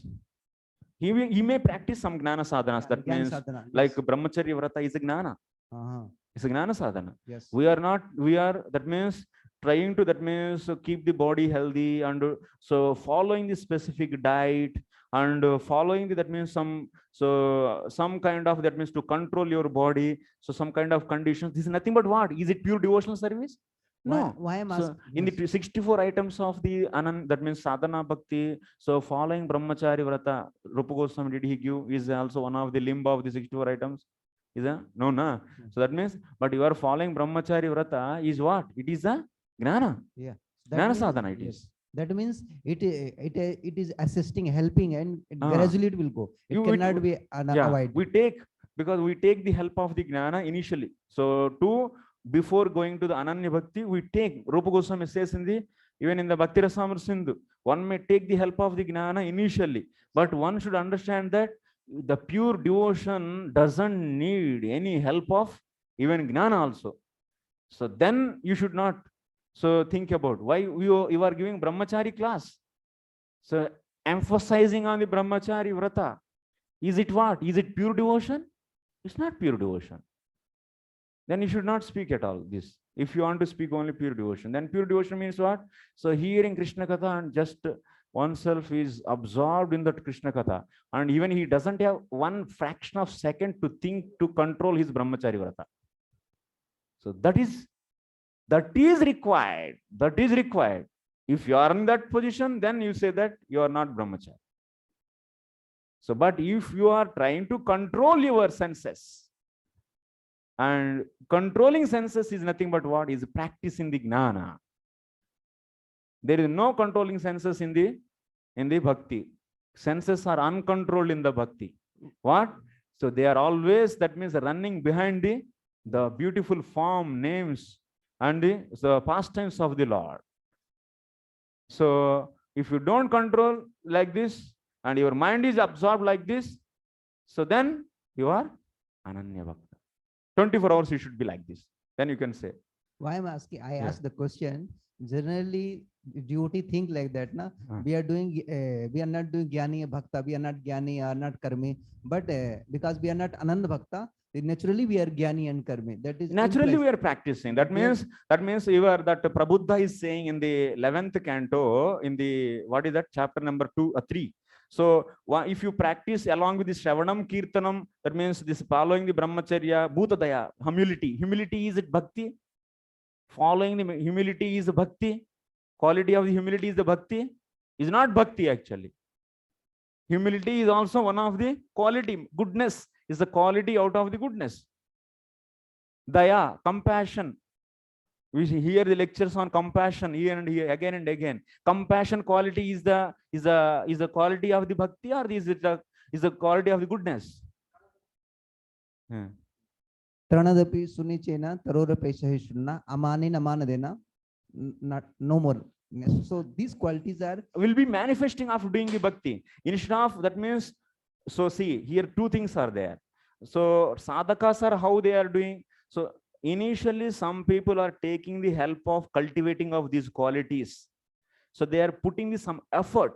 That means compassion, bhuta, daya, these are all, that means, and also humility, these kind of things. These are all qualities out of the goodness, and these qualities you are trying to cultivate, because so those are all helping in basically initially to be stable in his devotional sadhanas actually. That means, so that being in goodness, it is practicing of this bhakti will become easy, because you are less affected by the rajas and tamas. So, but what is the original philosophy? That means original philosophy means initially you can take help, then you are here only. But when you are here, at the time you don't need to practice the qualities externally of the humility and this. But that means yasyasti bhaktir bhagavat yakinchana. That means when you do, that means people who are here, they have full shraddha on the bhakti, and they don't use special effort to cultivate all these qualities. So those qualities will be, he is having the confidence on the bhakti. Shubhada, that means bhakti quality is what? It is bringing the klesha agni, it destroys all the kleshas and it brings the all the good qualities. So he is having full confidence on the bhakti, and bhakti will develop all these qualities. So I don't need to cultivate these qualities separately. Cultivating these qualities separately is obstructing the bhakti, ananya bhakti. So this kind of understanding he is having, and we discussed. So it is there in the 11th canto, in the same Uddhava Gita, it is also there actually. So in the Bhakti Sandarbha also we discussed this. So this is a Madhyama. So Madhyama Bhaktas, so they will be doing like this. Then what will happen? Then such a people will not be endeavoring externally to cultivate these good qualities. Just by bhakti itself, so they want to get those. So before that, so we are not saying that practicing these qualities is wrong. But because you are not in the ananya, that means you didn't develop 100% shraddha in the bhakti, then you don't have any adhikara. So that means to do the ananya bhakti. So then you have to definitely cultivate those, is needed. So that's why we preach cultivation of these qualities. And similarly, we tell that to follow the varnashrama dharma. If you don't say, if you don't say, that means ananya bhakti hare nama is only kevalam, then you should not speak of cultivating the good qualities also, because it is also gnana. Yes, you are understanding? Point, you are understanding?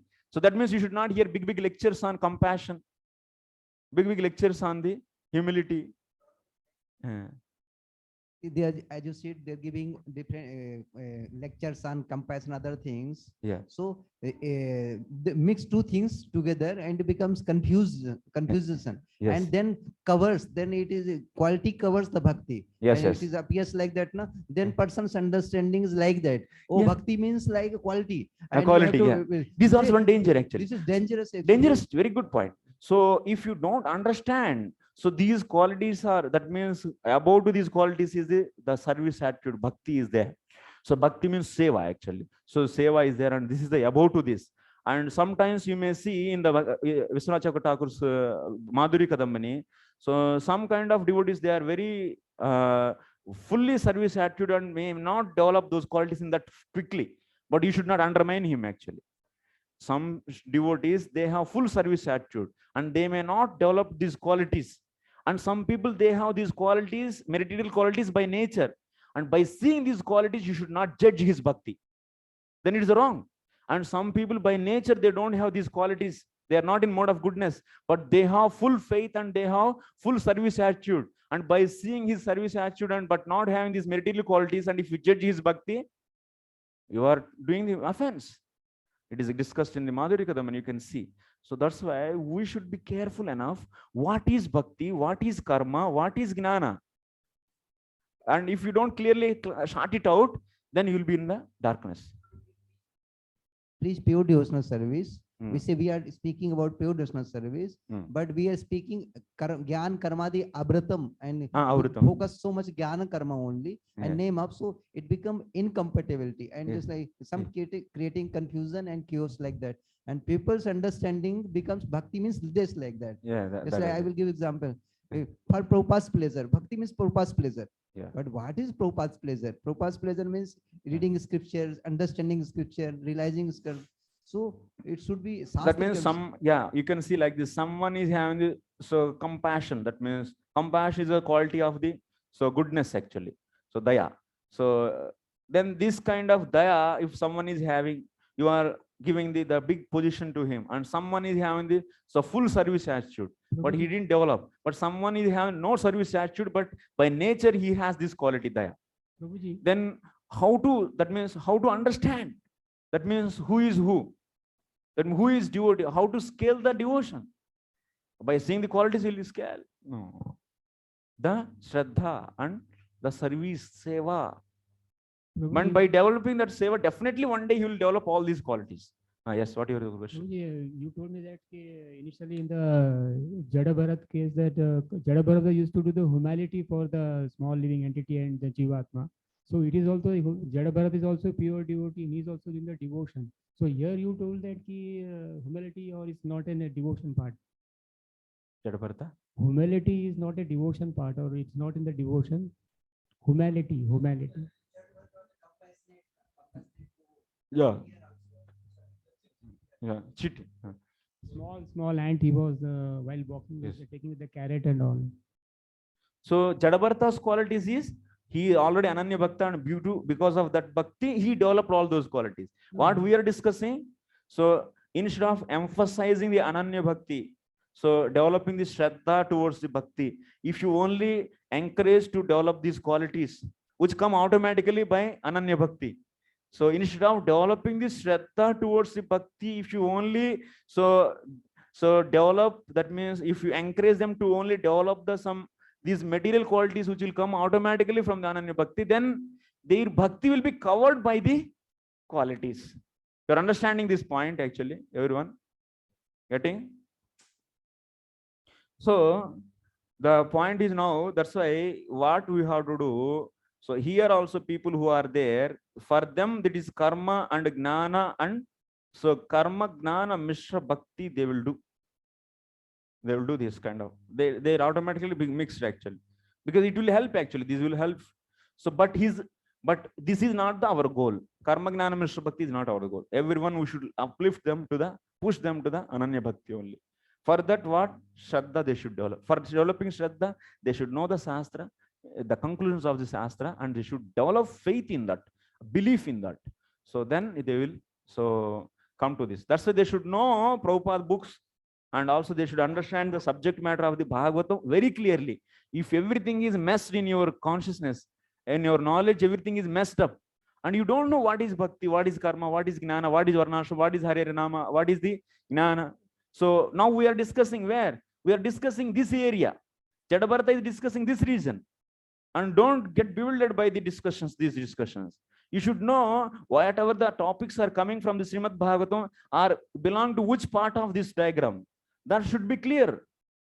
Otherwise, so you will make that mess. You may think that Jada Bharata is also pure devotee, whatever he is speaking is also pure devotion. Then you will understanding that this gnana he is teaching, but you are thinking that so pure devotee is teaching, so that's why it is gnana is also bhakti only. You may get illusion. But so someone bhakta like Kapil Bhagavan. Kapil Bhagavan is and Kapil Bhagavan is a Bhagavan, and he is teaching gnana, yoga, and also bhakti. So and Krishna also is teaching so karma, gnana, yoga, and bhakti. So whatever is taught, everything we should take. No, what is the conclusion of this? Shastrartha, conclusions you should take. Jada Bharata is speaking to the Rahugana as a gnani to him. So that's why you should intelligent enough.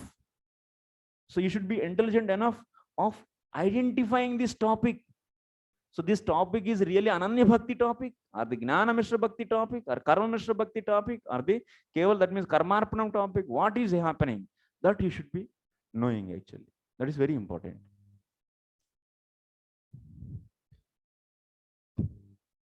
Yeah. Jai Gopinath. Prabhu, my question is on this diagram, and it may be little away from the current topic. Here we have bhakti and jnana, but we don't have anywhere placed this yoga Because nowadays many people are interested in yoga, and that goes as a I couldn't understand whether that comes under jnana or after jnana, or it has to be a separate one line in the yoga. So you Goswami discussed, Prabhu. This diagram is not my diagram or your diagram or anyone's diagram. This is from the Krishna, from the 11th canto, 20th chapter, sloka number 8 to 9. If you see the commentary of the Jiva Goswami, so you will get this diagram. So there he is explaining that Gnana, this is Ananya Bhakti, and also he is taking one more line. So that is nothing but so yoga is also Vishesha Bhakti. He considered it also Vishesha Bhakti. Why he's taking this side? Because yogi is also worshipping the absolute truth in the form of Savishesha form. So that's why he is connecting this like this. And you can have, there are so many, that means when you discuss, you can hear my lectures. So 11th canto, that means Uddhav Gita lectures, I gave the lectures on this. This diagram was discussed very thoroughly. 11th canto, 20th chapter. So if you want, I can provide the link. So you can see the discussions, and also Bhakti Sandarbha. So lectures are there, 172 Anucheda. All these possibilities also discussed. Just for the simplified diagram, you can take the mainly, so Gnana, Karma, Bhakti in general. So then yoga is also considered as a Vishesha Bhakti. So those things also, what are the possibilities and different, and also here Gnana is also having, once again, it is dividing into 3 parts. So those are there, Prabhu, that you can see from there. Okay. Practically nowadays we see many people doing yoga with Nirvishesha, because they like light or Brahman, they say so many things. No. So is there a line? This is also possible, Prabhu. So even the Jnanis, how they do, Jnanis initially they will, that means they do Ashtanga yoga. So Jnanis also different margas are there. Jnanis after coming here, they will become three different parts. Okay, you see how can Jnanis, they will be using the knowledge, by the knowledge itself they try to get. That means they will be doing the Bhakti Misra Gnana. Bhakti Misra Gnana. Next, Gnana Misra Bhakti. There will be 3 parts. Next, Yoga Misra Bhakti. So Nani, Ashtanga Yoga, sorry. Ashtanga Yoga. So these kind of 3 parts are there here. 3. One is the Bhakti Misra Gnana. They will be cultivating knowledge under the Guru, and they will be practicing some Bhakti. So finally to merge into the absolute truth. So that is explained, Prabhu. That is also. Yeah. And next, Gnana Mishra Bhakti also they will do. If they get association, these Jnanis are getting association of the devotees, and they realize that Bhakti is prominent and Gnana is subordinate, and they may use the Bhakti using along with the Gnana to get the Kaivalyam. So then this is the Kaivalya Kama Gnana Mishra Bhakti. So that also is possible. So that also lead to this. And Ashtanga Yoga they will do. So when they do Ashtanga Yoga, these Jnanis, what they do, they initially putting concentration on the Paramatma in the heart. Then after that, so once their concentration is steady, they will leave the focusing on the Paramatma, and they will, so Daharakash, in the heart there is a space. On that space they will be meditating. In that space they will be finding some effulgence, and in that effulgence, behind that effulgence there is a Brahman. So on that Brahman they will meditate, and ultimately meditation they will merge into this. This is also there. So that means meditating on the Brahman. They will leave the, that means meditating on the Paramatma, and so shift that attention to the Daharakasha. So in that space, and there is a Brahman, Brahma Jyoti is there. There you will meditate. So destination of Paramatma Vadi, either Brahman effulgence or devotee. They can become devotee. No. So Ashtanga yogis can be meditating on the Brahman or can be meditating on the only Paramatma also. And if they are meditating only Paramatma, to remain Paramatma Vadi, then they will. That means they have little bhakti, then they may go to the Salokya Mukti. Okay. Salokya Mukti they may get. And some people, they are initially meditating on the Paramatma, and then after that, so they don't want to merge into the Paramatma, they will be shifting their attention to the Brahman, and then on the Brahman they will be meditating and merging into the Brahman. This also happening. Like this, many varieties are there, Prabhu. It's not a one-sided actually. If you see in the couple teachings, couple Dev teachings, there also you can have the different kind of meditation on the Ashtanga Yoga. In Bhagavad Gita, two types you can see: meditating on the Brahman and meditating on the Paramatma. So in the Ashtanga Yoga, so like this. Yes. Yeah. Thank you, Prabhu. Yes. Ultimate diagram, but so many things are added. Yeah, so it can if be. we That means time to time it can be added, Prabhu. So that you can see majorly in the Uddhav Gita. This is basic skeleton. we Basic can say. skeleton. But Because main- Krishna also considered in the 20th chapter, mainly 3 yogas only. 3 Sammukyam he considered as 3. That is Bhakti Sammukyam, Gnana Sammukyam, and Karma. Karma will become Sammukyam through the Karmarpanam. So like that, majorly he took 3 only. Krishna himself took only 3. So that's why basic diagram is having only 3.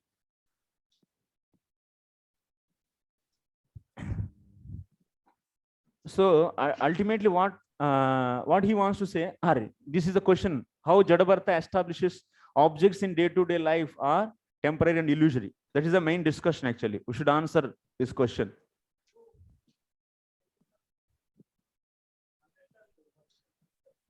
Answer I'm telling. Yeah.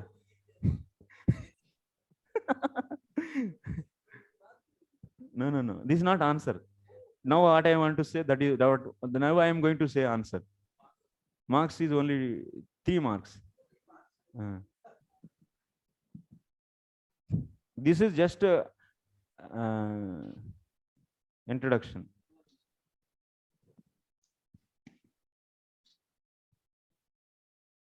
So how to answer this? That means what is our goal? Our goal is how Jadabartha is establishing. So these material objects in the day-to-day life are temporary and illusory. So this is the main point. So he's saying that how Krishna established, that we understood. Now Jadabartha's case we should see. So tarhi kshitehe satyata syat tatra aha evam kshiti shabdasyapi vrittam vartanam satta namamatra eva ityardaha. So how Jadabartha is approaching to establish the material objects are temporary? First statement is saying that all the objects in the day-to-day life are coming from the earth and they are merging into the earth. So that's why they are temporary. But earth is there, which is we are seeing the day-to-day life, and then earth is satyam. That means earth should be the permanent thing. Then he is saying that even earth is also not permanent. How he is saying? Evam kshiti sabdasyapi vrittam vartanam satta nama matre. Even the existence of the earth is also temporary. So nama matra, that means is temporary only. Kutaha? Why? Asatsu sukshmeshu paramanushu swakaraneshu nidhanat anvayat. That means actually earth is also not permanent, my dear. You should write like this. That means earth can be the permanent. No, earth is also not permanent. So earth is also not having any existence, because earth means what he is saying, it is nothing but the group of the paramanus. So group of the paramanus, that's all. So that's why what is permanent? Earth is not permanent, but atoms are permanent. Okay. Now we came to here. That means now one can ask that atoms are permanent. Paramanus are permanent. Now what Jadabartha is saying for this? So paramanavah tarhi satyah syuhu. Then paramanus, atoms may be permanent. Then he is saying that tatra aha avidyaya agnanenaiva hetuna manasa te karyanupapatya kalpitaha vadivir ataha asatyaha eva ityardaha. Then he is saying that this is the philosophy of the Brahmavadis. So what they are saying, these paramanus are imagined through the avidya. Avidya is the cause for paramanus. So you are saying earth is there, and earth is comprised of these small paramanus, atoms. And what about these atoms? Can you see and find these atoms? These atoms is also are nothing but imaginary, due to these are imagined through the avidya.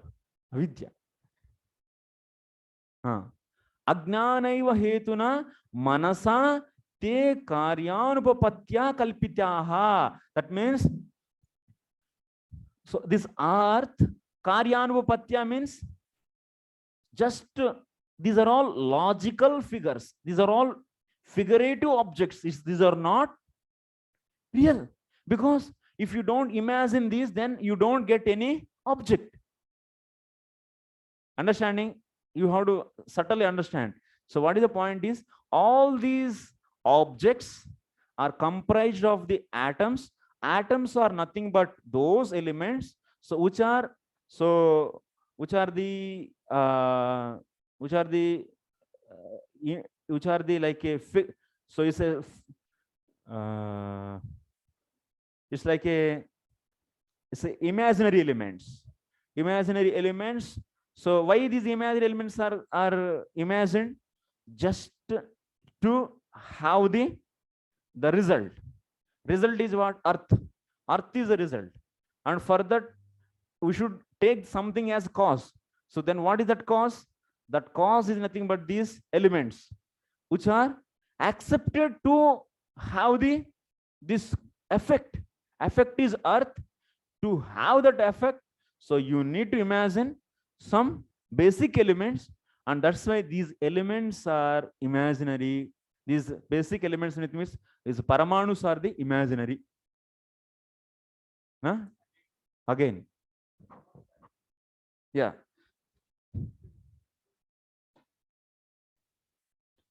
That is so only Chirmatra Satta is there and only Chinmatra Satta is there. Because of this, like you are seeing the, so example, you are seeing the Rajatam, that means silver in the shell. So you are seeing because of what? Because of Ajnana, illusion, Ajnana. You are also seeing the earth because of illusion. And these elements, so earth is also comprised of elements, and those elements you are just, they are imaginary. We question because Shastra is saying, na, Sadaiva Somedam Agre Asit. And the beginning Sat only is there, and ending also Sat only is there. So, but you are seeing this means, is it all? That's a fact. As we are going through, just like earth is there, after that the atoms are there, molecules are there. Yeah. So because one devotee is preaching about photon, other things, na, you are saying table is not there. You are seeing table, this table is not there. You are just assuming the table is there. So my question is whether one can see the matters. We say matter. Matter is also like some energy. This is energy only. Can we be seen through gross eyes matters?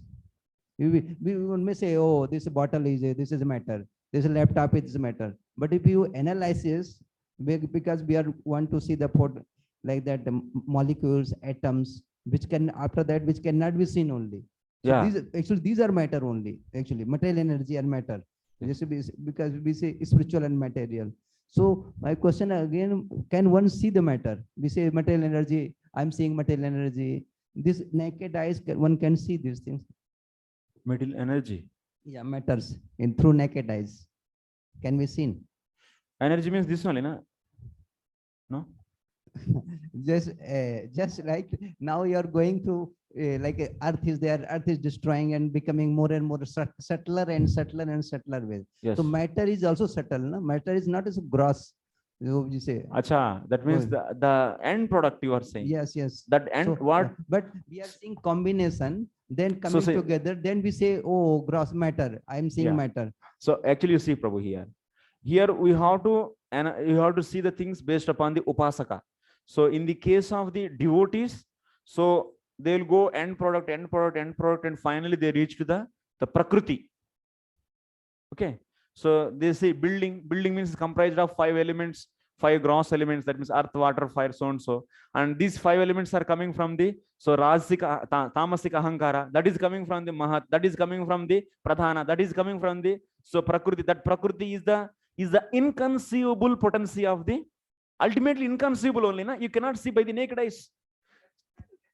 Seen, that's why according to the devotees, this is our opinion, this is the Vaishnava's opinion. So they say that Prakriti, and Prakriti is the inconceivable potency of the Lord.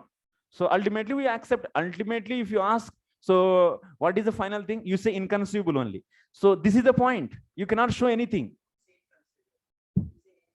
In language mein, oh, I am seeing matter, I am seeing things like that through naked eyes. My point is But in the day-to-day life, but in the reality is what? Reality is it's Prakriti. Prakriti. And Prakriti is which is inconceivable to our mind actually. So inconceivable potency of the Lord. Prakriti is also. So ultimately, now the goal of the Brahmavadis is what? The goal of the Brahmavadis is rejecting this manyness and just focusing on the one. That means Chinmatra Satta, Brahman. So for that, the way to reject the many is the thing. This is we are discussing. How to reject many, varietiness. That is the point. That means, so now Jadabharata, how he is explaining how to reject this manyness in this day-to-day life. The way he is saying that everything, all the objects are coming from the earth, and that earth is also, that means these are all not permanent, and earth is a permanent. If you say even that earth is also not permanent, it is comprised of the small atoms, and he's saying even that atoms also not permanent. Ultimately they are also. So because to have some hetu, to say the earth, you are imagining atoms. Can you say atoms existence? Can you show in reality? You'll say that you cannot show, you cannot also show that. So that is an imaginary object, imagined object by you to just to make the causal relationship between the, so that means this earth and these molecules. So there is some cause to have the earth. So that cause is imagined now. So without some cause, you cannot have any effect. So that's why these assumed these molecules are also because of your ignorance. So that means through ignorance only this imagined. Because you have ignorance, that's why you are seeing the, because you have ignorance, that's why you are seeing the varietiness. But when you have, that means when you do, when your ignorance is removed, you will not see these many. What you will see? Chinmatra Satta you will see. Like example, you see there is a shell is there, in this silver is there. So okay, this is a shell, and you are seeing this some silver here. So this silver, till what time you will see? Till you are in the ignorance. Once you are in ignorance, out from the ignorance, is there any silver? No. Since now you are in ignorance, that's why you are seeing the Paramanus. So that means, that's why avidyaya kalpita means why? Because of your ignorance only you are having these atoms. And these atoms will be finished out when you realize the everything is sarvam khalvidam brahma. When you come to the properly, you are going to see the shell, then you don't see no more silver. Then you don't see no more. So there will be no more. So particles out. This is the way to reject the variegatedness. Jnanis, they do like this. For this, they do sadhana. You are being a devotee, you are accepting all this material world as energy of the Lord, as a Bahiranga Shakti of the Lord. And they have another philosophy. We are also saying inconceivable only, na? Ultimately. Teaching, unless you understand the quantum physics, you cannot realize Krishna. First, realization of Krishna happens through quantum physics. So otherwise, so much focus.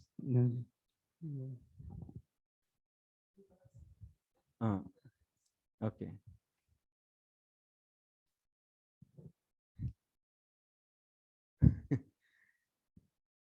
So ajnanaiva hetuna manasa te karyanupapatya kalpitaha. So you should write answer like this. All these atoms, which are the basic elements, all the atoms are imagined by mind through ignorance to establish proper causal relationship with the earth.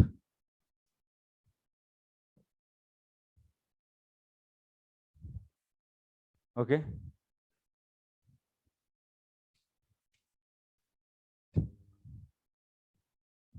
Many times people ask, so Gnanis, how they practice, Prabhu, what they practice, Prabhu. This is the thing. Huh? Gnanis, they do like this. Kalpitaha vadibhir ataha asatyaha eva. So that's why these are all imagined. So they ultimately, what is the real? Nirgun nirvishesh chinmatra satta only real. Kalpana bijamaha yesham samuhena visheshaha prithvi sabdavacharda krutaha avayavinaha nirastatva samuha grahana.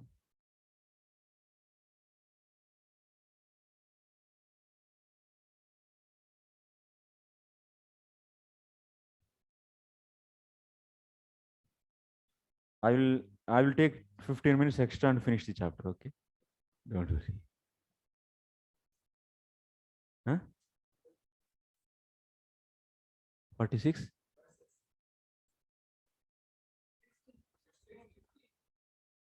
ये देखो ये कहाँ से आया ये तो पूरा illusion में है ये तो illusory you are temporary and illusory बहुत ग्रीडी हो गया अभी जल्दी जाने की इसीलिए मत ही बिल्डर और a particular object such as earth is made out of the totality of particles. One should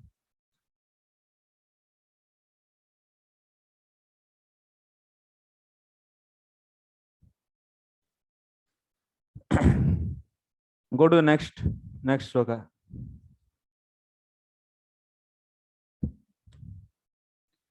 Evam krushastula manur bruhatyad asaccha sajjiva majiva manya dravasya dravyasvabhavashaya kala karma namna jaya vehi krutam dvitiyam.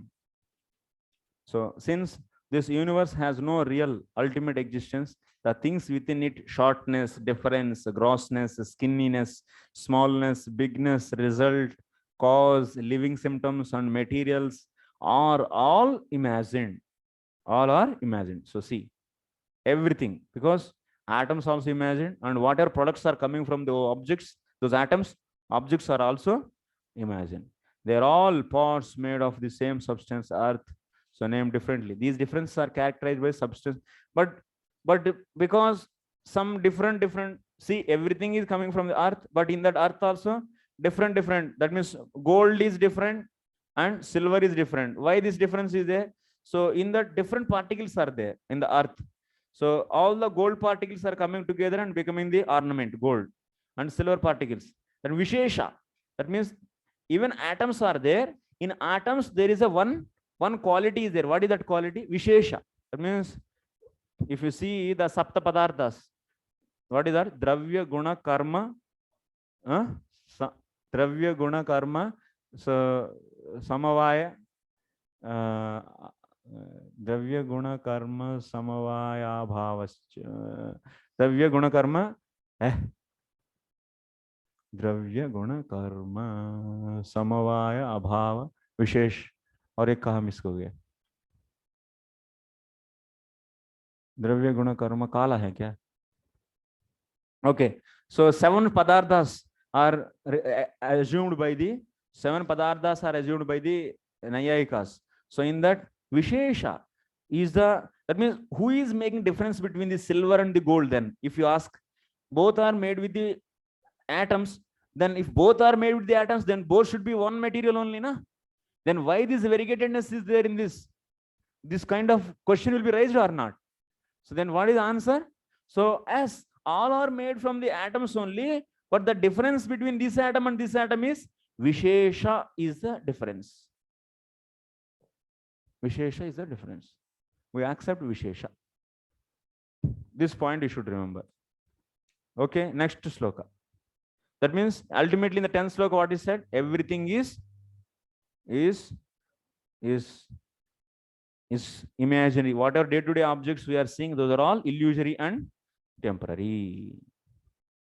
Next, Gnanam Vishuddham Paramarthamekam Anantaram tu Abahir Brahma Satyam Pratyak Prashantam Bhagavat Shabda Sangyam Yadvasudevam Kavayo Vadanti. Now he is coming the point actually. What? Samanya, na? Yes, Samanya. Samanya Samavaya Vishesha Bhava. Dravya Guna Karma Samanya Samavaya Vishesha Bhava. Okay, translation. What then is the ultimate truth? So then what is ultimate truth? So what Jadabharata is saying? Jadabharata is saying that whatever your objects you are seeing in the day-to-day life, all are imaginary and temporary. Then what is, then Jadabharata is, Ravagana can ask, what is ultimate truth, my dear? What is ultimate truth? The ultimate truth is what? Vadanti tattvavidas yasgnanamadvayam brahmeti paramatmeti bhagavaniti shabdyate. Tattvam is the truth. What is that? Tattvam is the truth. That is, what is that? Gnanam. That is nothing but Gnanam. That is Vishuddham Paramartham Ekam Anantaram Abahir Brahma. That is what? Brahma. That is Paramatma. That is Bhagavan. That is Vasudeva. Like Sukadeva Goswami also said. So this is Satyam, my dear. So only thing is, so everyone, every spiritualist has to reject the material existence. Yes or no?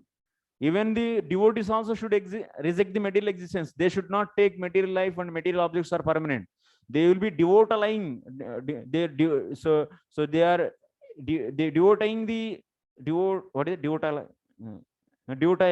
So they are devotile all the material objects ultimately in the service of the Lord. So that they are also accepting, those are also as spiritual as.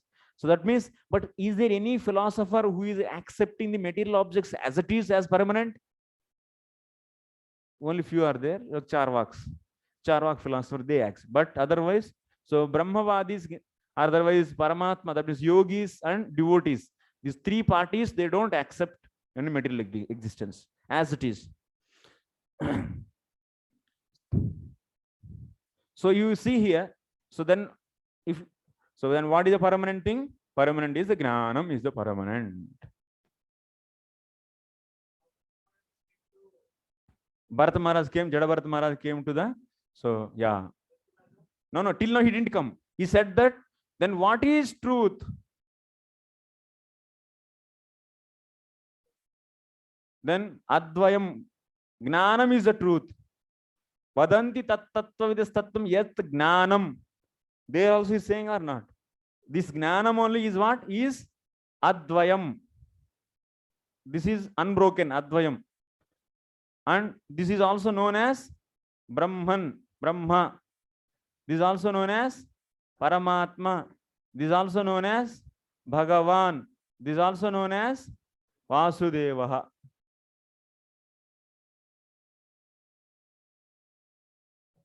This is Gnanam is what? Is Advayam is Satyam. Satyam Gnanam Anantam Brahma. Satyam Param Dhimahi. That Satyam is Vasudeva. Gnanam is equal to Advayam is equal to Brahma is equal to Paramatma is equal to Bhagavan. And everything is, this all is one only. But the Upasaka see those things, that thing in different ways. My God, big commentary is there.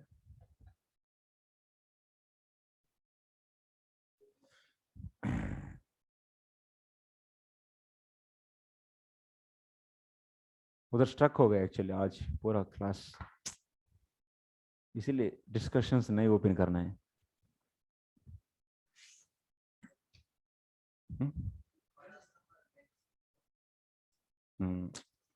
बहुत डुबा दिया पूरा समय को. कभी कभी exam में हम लोग कुछ एक ही प्रश्न ज्यादा लिख के बाकी क्वेश्चन लिख नहीं पाते हैं ना.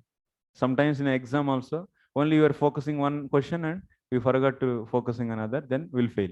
So similarly, sometimes in the class also, only one topic we take and we'll fail in class. This is like, but anyway, last minute we'll do in 10 minutes, all 10 questions. Like that we'll do now. We should attempt all questions. Okay, chalo. So what is said? Kim tarihi satyam iti chet purvoktam tattvameva. Tattvameva satyam. Rahugana. So what is satyam? If you ask me, then that is tattvam only satyam, and that satyam is already said. Vadanti tat tattva vidas tattvam as gnanam advayam iti pradamaskandokta vadeva aha. Gnanam satyam kidrusham vishuddham gunatitam. This gnanam is what? This is not the vyavahari gnanam. This gnanam is suddha gnanam. That means it is Brahma. That means Brahma satyam. This is the gnanam actually. So suddha gnanam. विशुद्धम गुणातीतम परमः अर्थः मोक्षादिकः अस्मात् तत् एकम advayam. This is what? Advayam. So why it is said as advayam? Because how can you say this gnanam is advayam? Because it is not having any inside and outside, and also na bahir na antaram, and next abahir antaram. So that means the one which is not having the inside and outside, then what it means? Who can be, like if you say this table, this board is there, is it having inside and outside? Yes. This is outside to the board and this is inside to the board. So that means any object is, limited object is having the, that means inside and outside. But which object cannot have the inside and outside? The object which is vibhu, which is all parvesu. That object is not having the inside and outside. So that's what is said here. Here, whatever this satyam gnanam is there, that is not having any inside and that is not having any outside, means that is everything. So that's why you can say gnanam is advayam, because this gnanam is not having any inside and outside. That's in Matra Satya.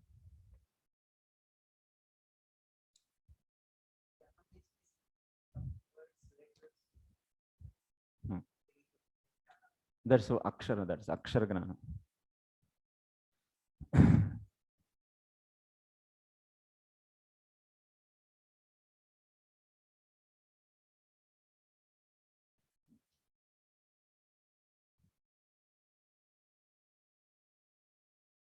So this gnanam is, Gnanis they say this gnanam as Brahman. So yogis they say this gnanam as Paramatma. So the devotees they say that as Bhagavan. So this is over. So also we have seen the different references. So in the Bhagavatam also, in the Bhagavad Gita also, in Bhagavad Gita also you can see various references. So this nothing but what? This Brahman, Paramatma, Bhagavan is nothing but the Vasudeva. How can you say this is Vasudeva? So Brahman is Vasudeva. Where it is said? Brahman is non-different from the Vasudeva. Where it is said in the Bhagavad Gita? No. Brahmano hi pratishtaham. That means even I am the shelter for the Brahman. That means Krishna is, that means, so Krishna is only Brahman. That is said by Krishna himself, Brahmano hi pratishtaham. So Paramatma is also Vasudeva only. Where it is said? Sarvasya chaham. That is a Vishtabhyam. Where is that sloka? Krishna only, that is.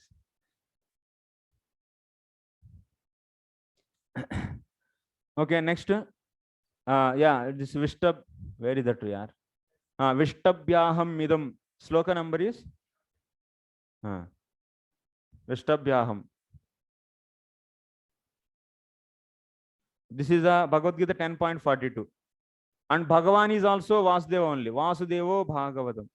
This is in the 11.20.26.29.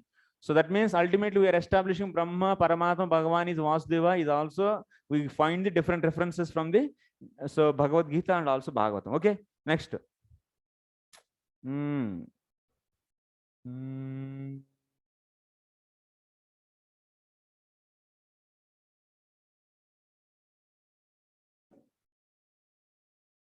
So atra bhaga shabdasya aishwarya vachitvad aishwaryasya cha ishitavya.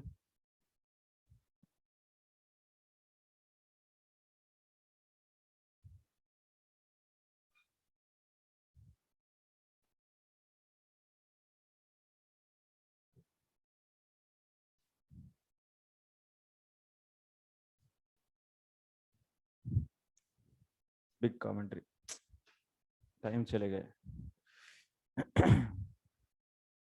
So here bhaga, Vasudeva is bhaga. Bhaga means what? Aishwaryam. Aishwaryam means what? So ishatvam. Ishasya bhavam is aishwaryam, controlling. So Vasudeva controls. Vasudeva controls whom? Vasudeva is Bhagavan. Bhagavan means aishwaryam. So bhaga means aishwaryam. So the one who is having aishwaryam is known as Bhagavan. That means the one who controls is the Vasudeva. So Vasudeva is Bhagavan, means Vasudeva is the control. Controls whom actually? Controls the Nityam Bhaktaha, Nityaha. That means the inhabitants of spiritual world. That you should. Okay?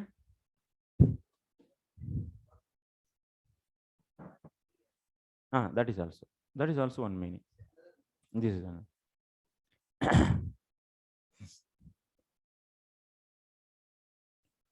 So Nitya Satyatvam Bhagata Eva Shabda Mat Sevantu Nirguna iti Manniketanam tu.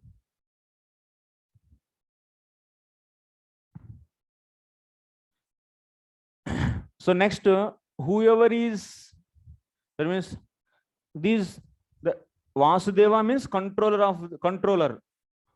of whom? That means Nityas, Nitya Bhaktas in the spiritual world. So there also those devotees he controls. So those devotees Nityaha. How they can say these devotees are Nityaha? How can you say devotees are Nityaha?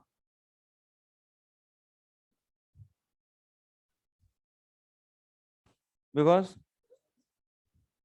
whoever is doing my service is Nirguna, so my temple is Nirguna, and so whoever is doing service, they are also Nirguna. This is said in which place? 11th canto. In future he will tell. Okay, this is the point. Till now here we have seen. Next, Manniketanam tu Nirgunam. Shraddha.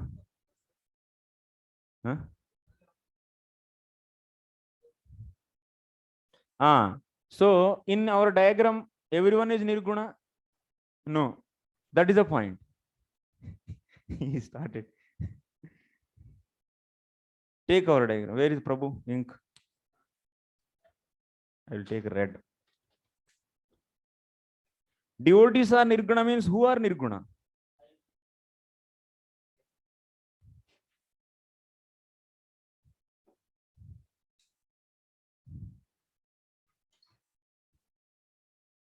Why you are speaking in the class? Okay.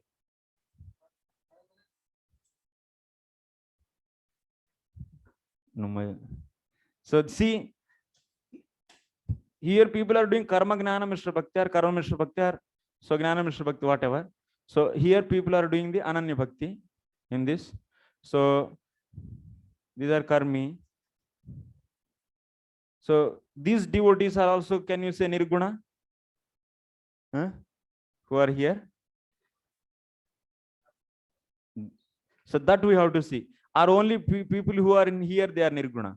So what he is saying, Vasudeva is controlling the bhaktas.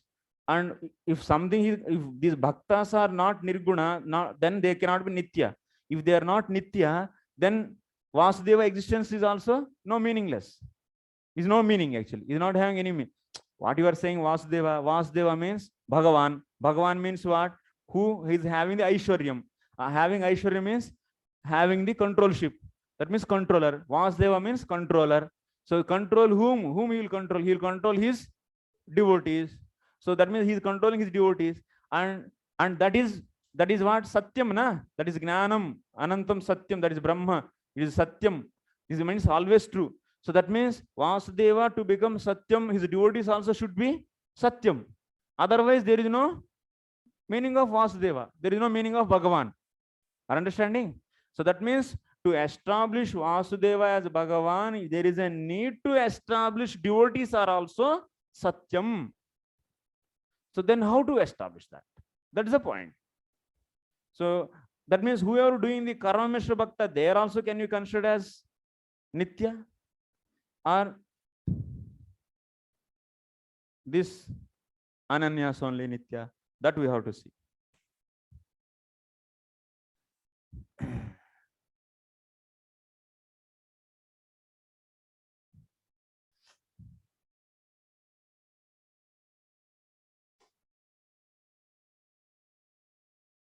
So bhakti sambandha vastu matrasyeva nitya satyatvam prapancha ishyate cha. That means any vastu coming in contact with in the service of the Lord, that is becoming the nitya. But other things are becoming so all only illusory. So prakarana abhiprayascha ayam bho rajan ishmakam pratyakshadi pramana siddhasyapi vyavaharasya maya jivasya maya rachita nichitaha nityaha avirihitaha kapi tirohitascha ityanena swamatena kala deshadi parichinnatvat nashwaratvam angikurvataha.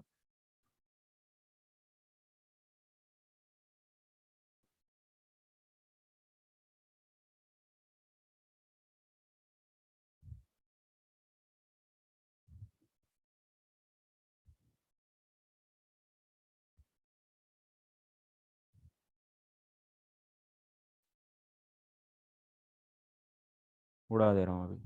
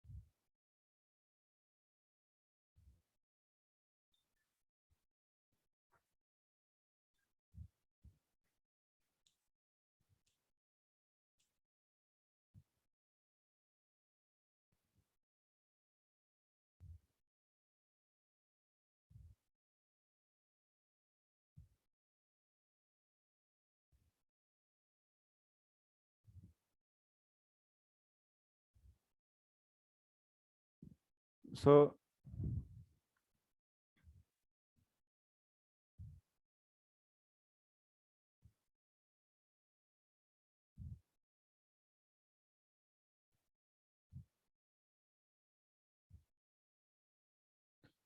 what we all know, so we all know that so any activity done by the body or senses and mind, so that activity is towards the Krishna, then all those activities are becoming bhakti.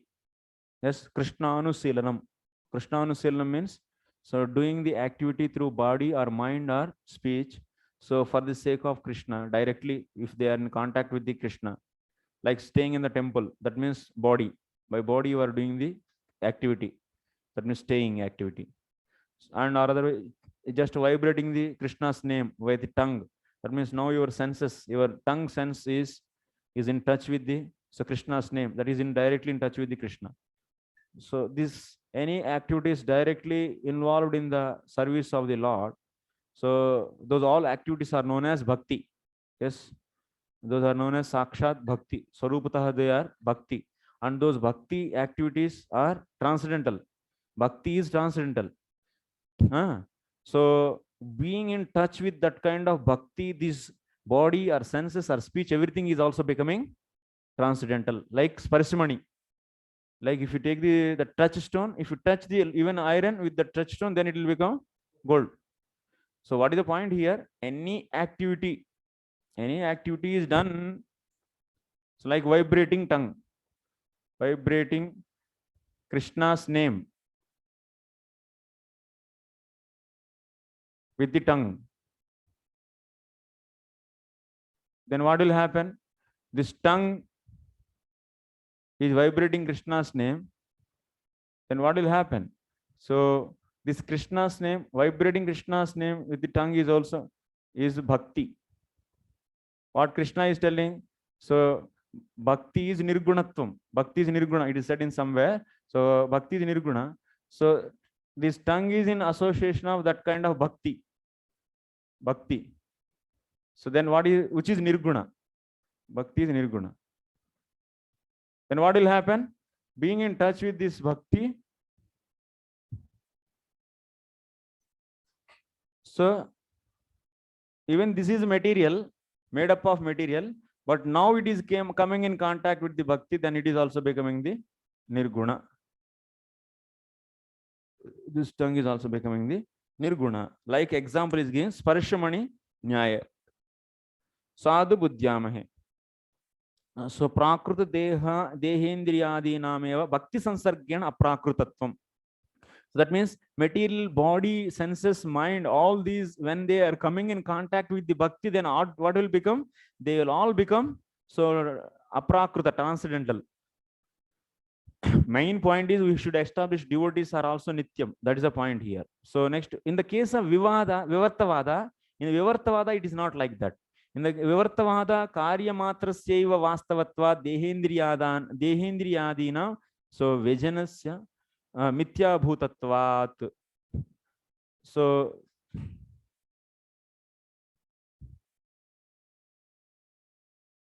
dehendriyadana mithya bhutatvat bhaktehe stitireva nasti. In the case of vivartavada, they consider that all this body and senses and all these are all illusory. And in that case,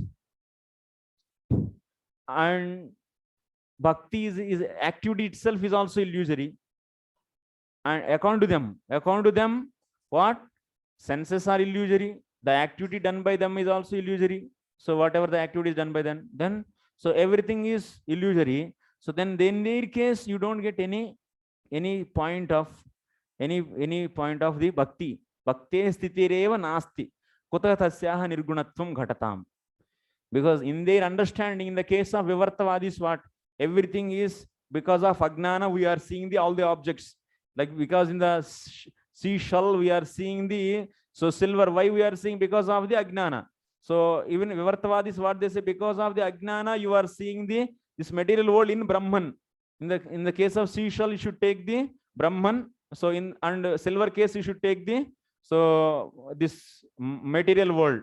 So that's why in Brahman, now you are not able to see the seashell, but you are seeing the silver. Similarly, you are not able to see the Brahman. Now you are seeing the material world. So that means material world is what? Because of the ignorance, because of the avidya. So avidya, because of avidya, this material world is created. Like this, everyone is focused, please. So because of avidya, so this material world is existing, they are saying. That means all our senses, body, everything is because of avidya, illusion. So then whatever activity is done by them is also illusion. So then there is no point of bhakti and so nirgunatvam. Then how can you expect any nirgunatvam and satyatvam? That's not possible in their philosophy. Next, tatahi nirgunanam bhaktim. So now you see tatahi nirgunam bhaktimayam upadeshtavyam iti.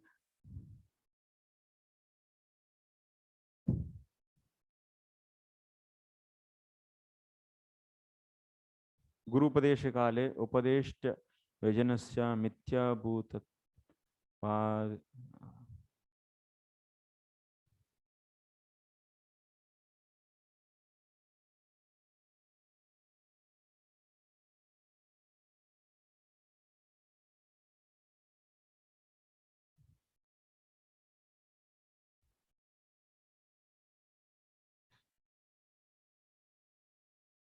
You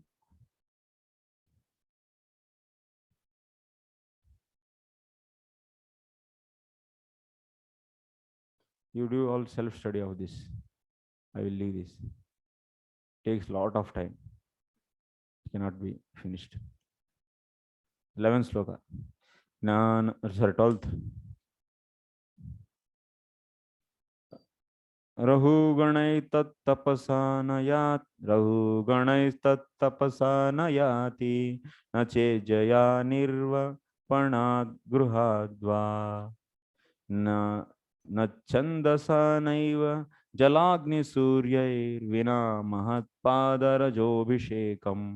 So, my dear King Rahugana, unless one has the opportunity to smear his entire body with the dust of the lotus feet of the great devotees, one cannot realize absolute truth. One cannot realize the absolute truth simply by observing celibacy, strictly following the rules and regulations of household life, leaving home as vanaprastha, accepting sannyasa, and are undergoing severe penances in winter by keeping oneself submerged in water or surrounding oneself in summer by fire and the scorching heat of the sun. There are many other processes to understand the absolute truth, but the absolute truth is only revealed to one who has attained the mercy of great devotees. Here the point is, so in the previous sloka, bhakti is established. You can see the Vishwanath Chakravarti Thakur's commentary clearly. So bhakti is established, and that is nirguna. So how to get that nirguna bhakti? Bhakti which is nirguna. So that is one can achieve through the what? To the association of the devotees, by the dust of the lotus feet of the great devotees. Okay, next. Yatrottama sloka gunanuvadaha prastuyate gramya kata vidghataha nishevyamano nudinam mumukshor matim satim yachati vasudeve. Who are the pure devotees mentioned here? So in an assembly of pure devotees, there is no question of discussing material subjects like politics and sociology. In an assembly of pure devotees, there is a discussion only of the qualities, forms, and pastimes of the Supreme Personality of Godhead. He is prayed and worshipped with full attention. So in the association of pure devotees, by constantly hearing such topics respectfully, even a person who wants to merge into the existence of the absolute truth abandons this idea and gradually becomes attached to the service of the Vasudeva. That means in that assembly, in that association of the devotees, what he said, one will get the bhakti through the association. In that association, what happens? They always discuss about the pastimes of the glories of the Lord. And by hearing that, what will happen? One will be getting the Shraddha. And one even leave the, that means his endeavor for the liberation. Also, next. Aham pura bharato nama raja vimukta drushta sruta sanga bandha aradanam bhagavataiha mano mrugo bhayam mruga sangad Sangaddatartha. So, and he's explaining about his previous story. In a previous birth, I was known as a Maharaj Bharat. I attained perfection by becoming completely detached from the material activities through direct experience. Through indirect experience, I received understanding from the Vedas. I was fully engaged in the service of the Lord, but due to my misfortune, I became very affectionate to a small deer, so much so that I neglected my spiritual duties. Due to my deep affection for the deer, in next life I had to accept the body of a deer. So he is telling, so he practiced bhakti very nicely, and also he heard about the bhakti, but the problem is he got attachment in the last, and because of this he was not able to go back to the home. Next, samam smrutir mruga dehe pivira krishnarchana prabhavano jahati atoham aham janasangada sango vishankamano vivrutas. So my dear heroic king, due to my past sincere service to the Lord, so I could remember everything of my past life, even while in the body of a deer, because I am aware of the fall down in my past life.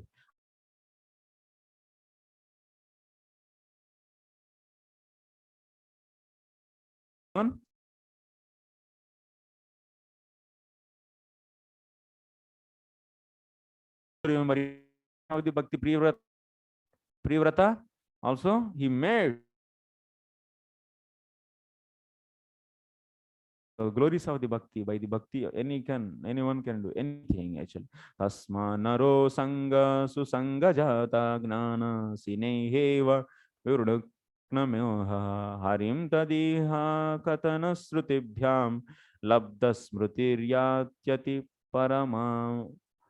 Paramadvanaha.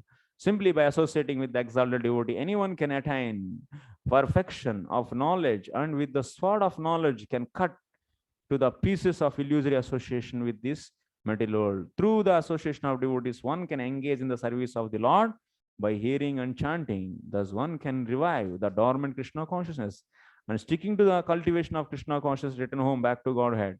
So, even in this life, finally, he's saying that Hari Tadiha Katana Srutabhyam, just hearing and chanting by the japa Hare Krishna, Krishna Krishna, Hare Hare. Hare Ram, Ram Ram, Hare Hare. So, my dear Rahugana, you do this, and in this life you can revive Krishna consciousness, and you will go back to the Godhead. Thus end the Bhakti Vedanta purports of the 5th canto, 12th chapter of the Srimad Bhagavatam, entitled The Conversation Between Maharaj Rahugana and the Jada Bharata. Okay, thank you very much. Hare Krishna. Yes. We see Jadabharat was so careful and cautious and conscious. Not Because associating with non-devotees. yeah, he was repentful heart, and he knew because I showed the compassion on dear material compassion. Yes. So that this I fell down, I just like deviated from bhakti, and become so extra alert, careful. So the question again comes: why did he show the compassion on ants? Because it may be also material compassion, na? Just like so why did not like that? He was so just like already I burnt, just like na दूध का जला छाछ को फूक के पीता है. So somebody is like already he showed the compassion, he took the lesson, and again he's showing compassion. And so how to understand? Swaradha karmana. Sorry. Swarabdha karmana, because that is discussed already in the previous chapters. Because Krishna gave the karma to him, created karma to him, so that he will be get attachment for this deer. So dove, because he wants to increase his devotion for this reason. That is Swarabdha karma, okay, but he was his life, his personal life, like he was careful, cautious, conscious. After that, he became conscious. After that, so I'm not asking why he fell down in deer's life. This is not the question. My question is, after deer becoming just like deer life, then after becoming Jada Bharat, he knew Jada Bharat, after got the life of Jada Bharat and body of Jada Bharat, he was conscious of previous life. He was, because careful, he was a dumb and deep, other so many things, behavior was there, showing, not external. So although he was conscious about his fall down also, so why again is showing material compassion to ant? Like that. To the ants, you are saying. Ants. Because at that time he is seeing Paramatma in everywhere, na? So that's not material compassion. Yeah, that's not. While walking on the, that means on the road, he was just chan bean karke pair chala rahe. That means after carefully seeing the things, then only he's putting his leg, because he's seeing everywhere. In his heart also he's seeing all the time Paramatma. So wherever he's seeing, that means he's seeing his spiritual vision. Yes. That's why that is not material compassion, because that is a body of the Lord. Like we already discussed the Paramahamsa Bhakta, how he'll be seeing the Ishta Devata in everywhere, in every living entity. That is a consciousness.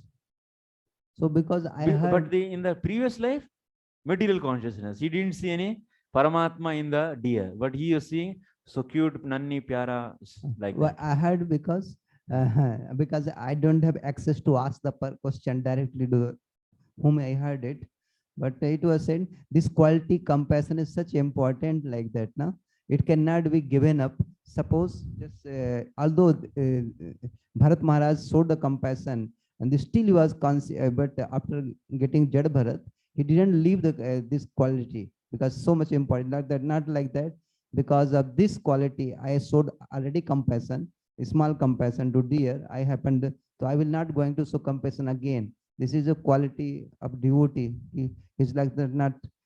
Spiritually, when one advanced, so because their heart is so soft and melted, so by seeing the paradukka dukki, by seeing others' pain, so naturally they will be getting the compassion. Actually, that is a compassion from the the bhakti. Because one really heart is melted. But out of the material goodness, one will be cultivating the goodness. That means compassion. That is material actually. That's gnana actually, gnana sadhana. So that is also good, because you are not in ananya bhakti, then one should be compassionate actually. You should be in the goodness instead of becoming in the association of rajas and tamas. Huh? Yeah. Who is that? Any questions from online students?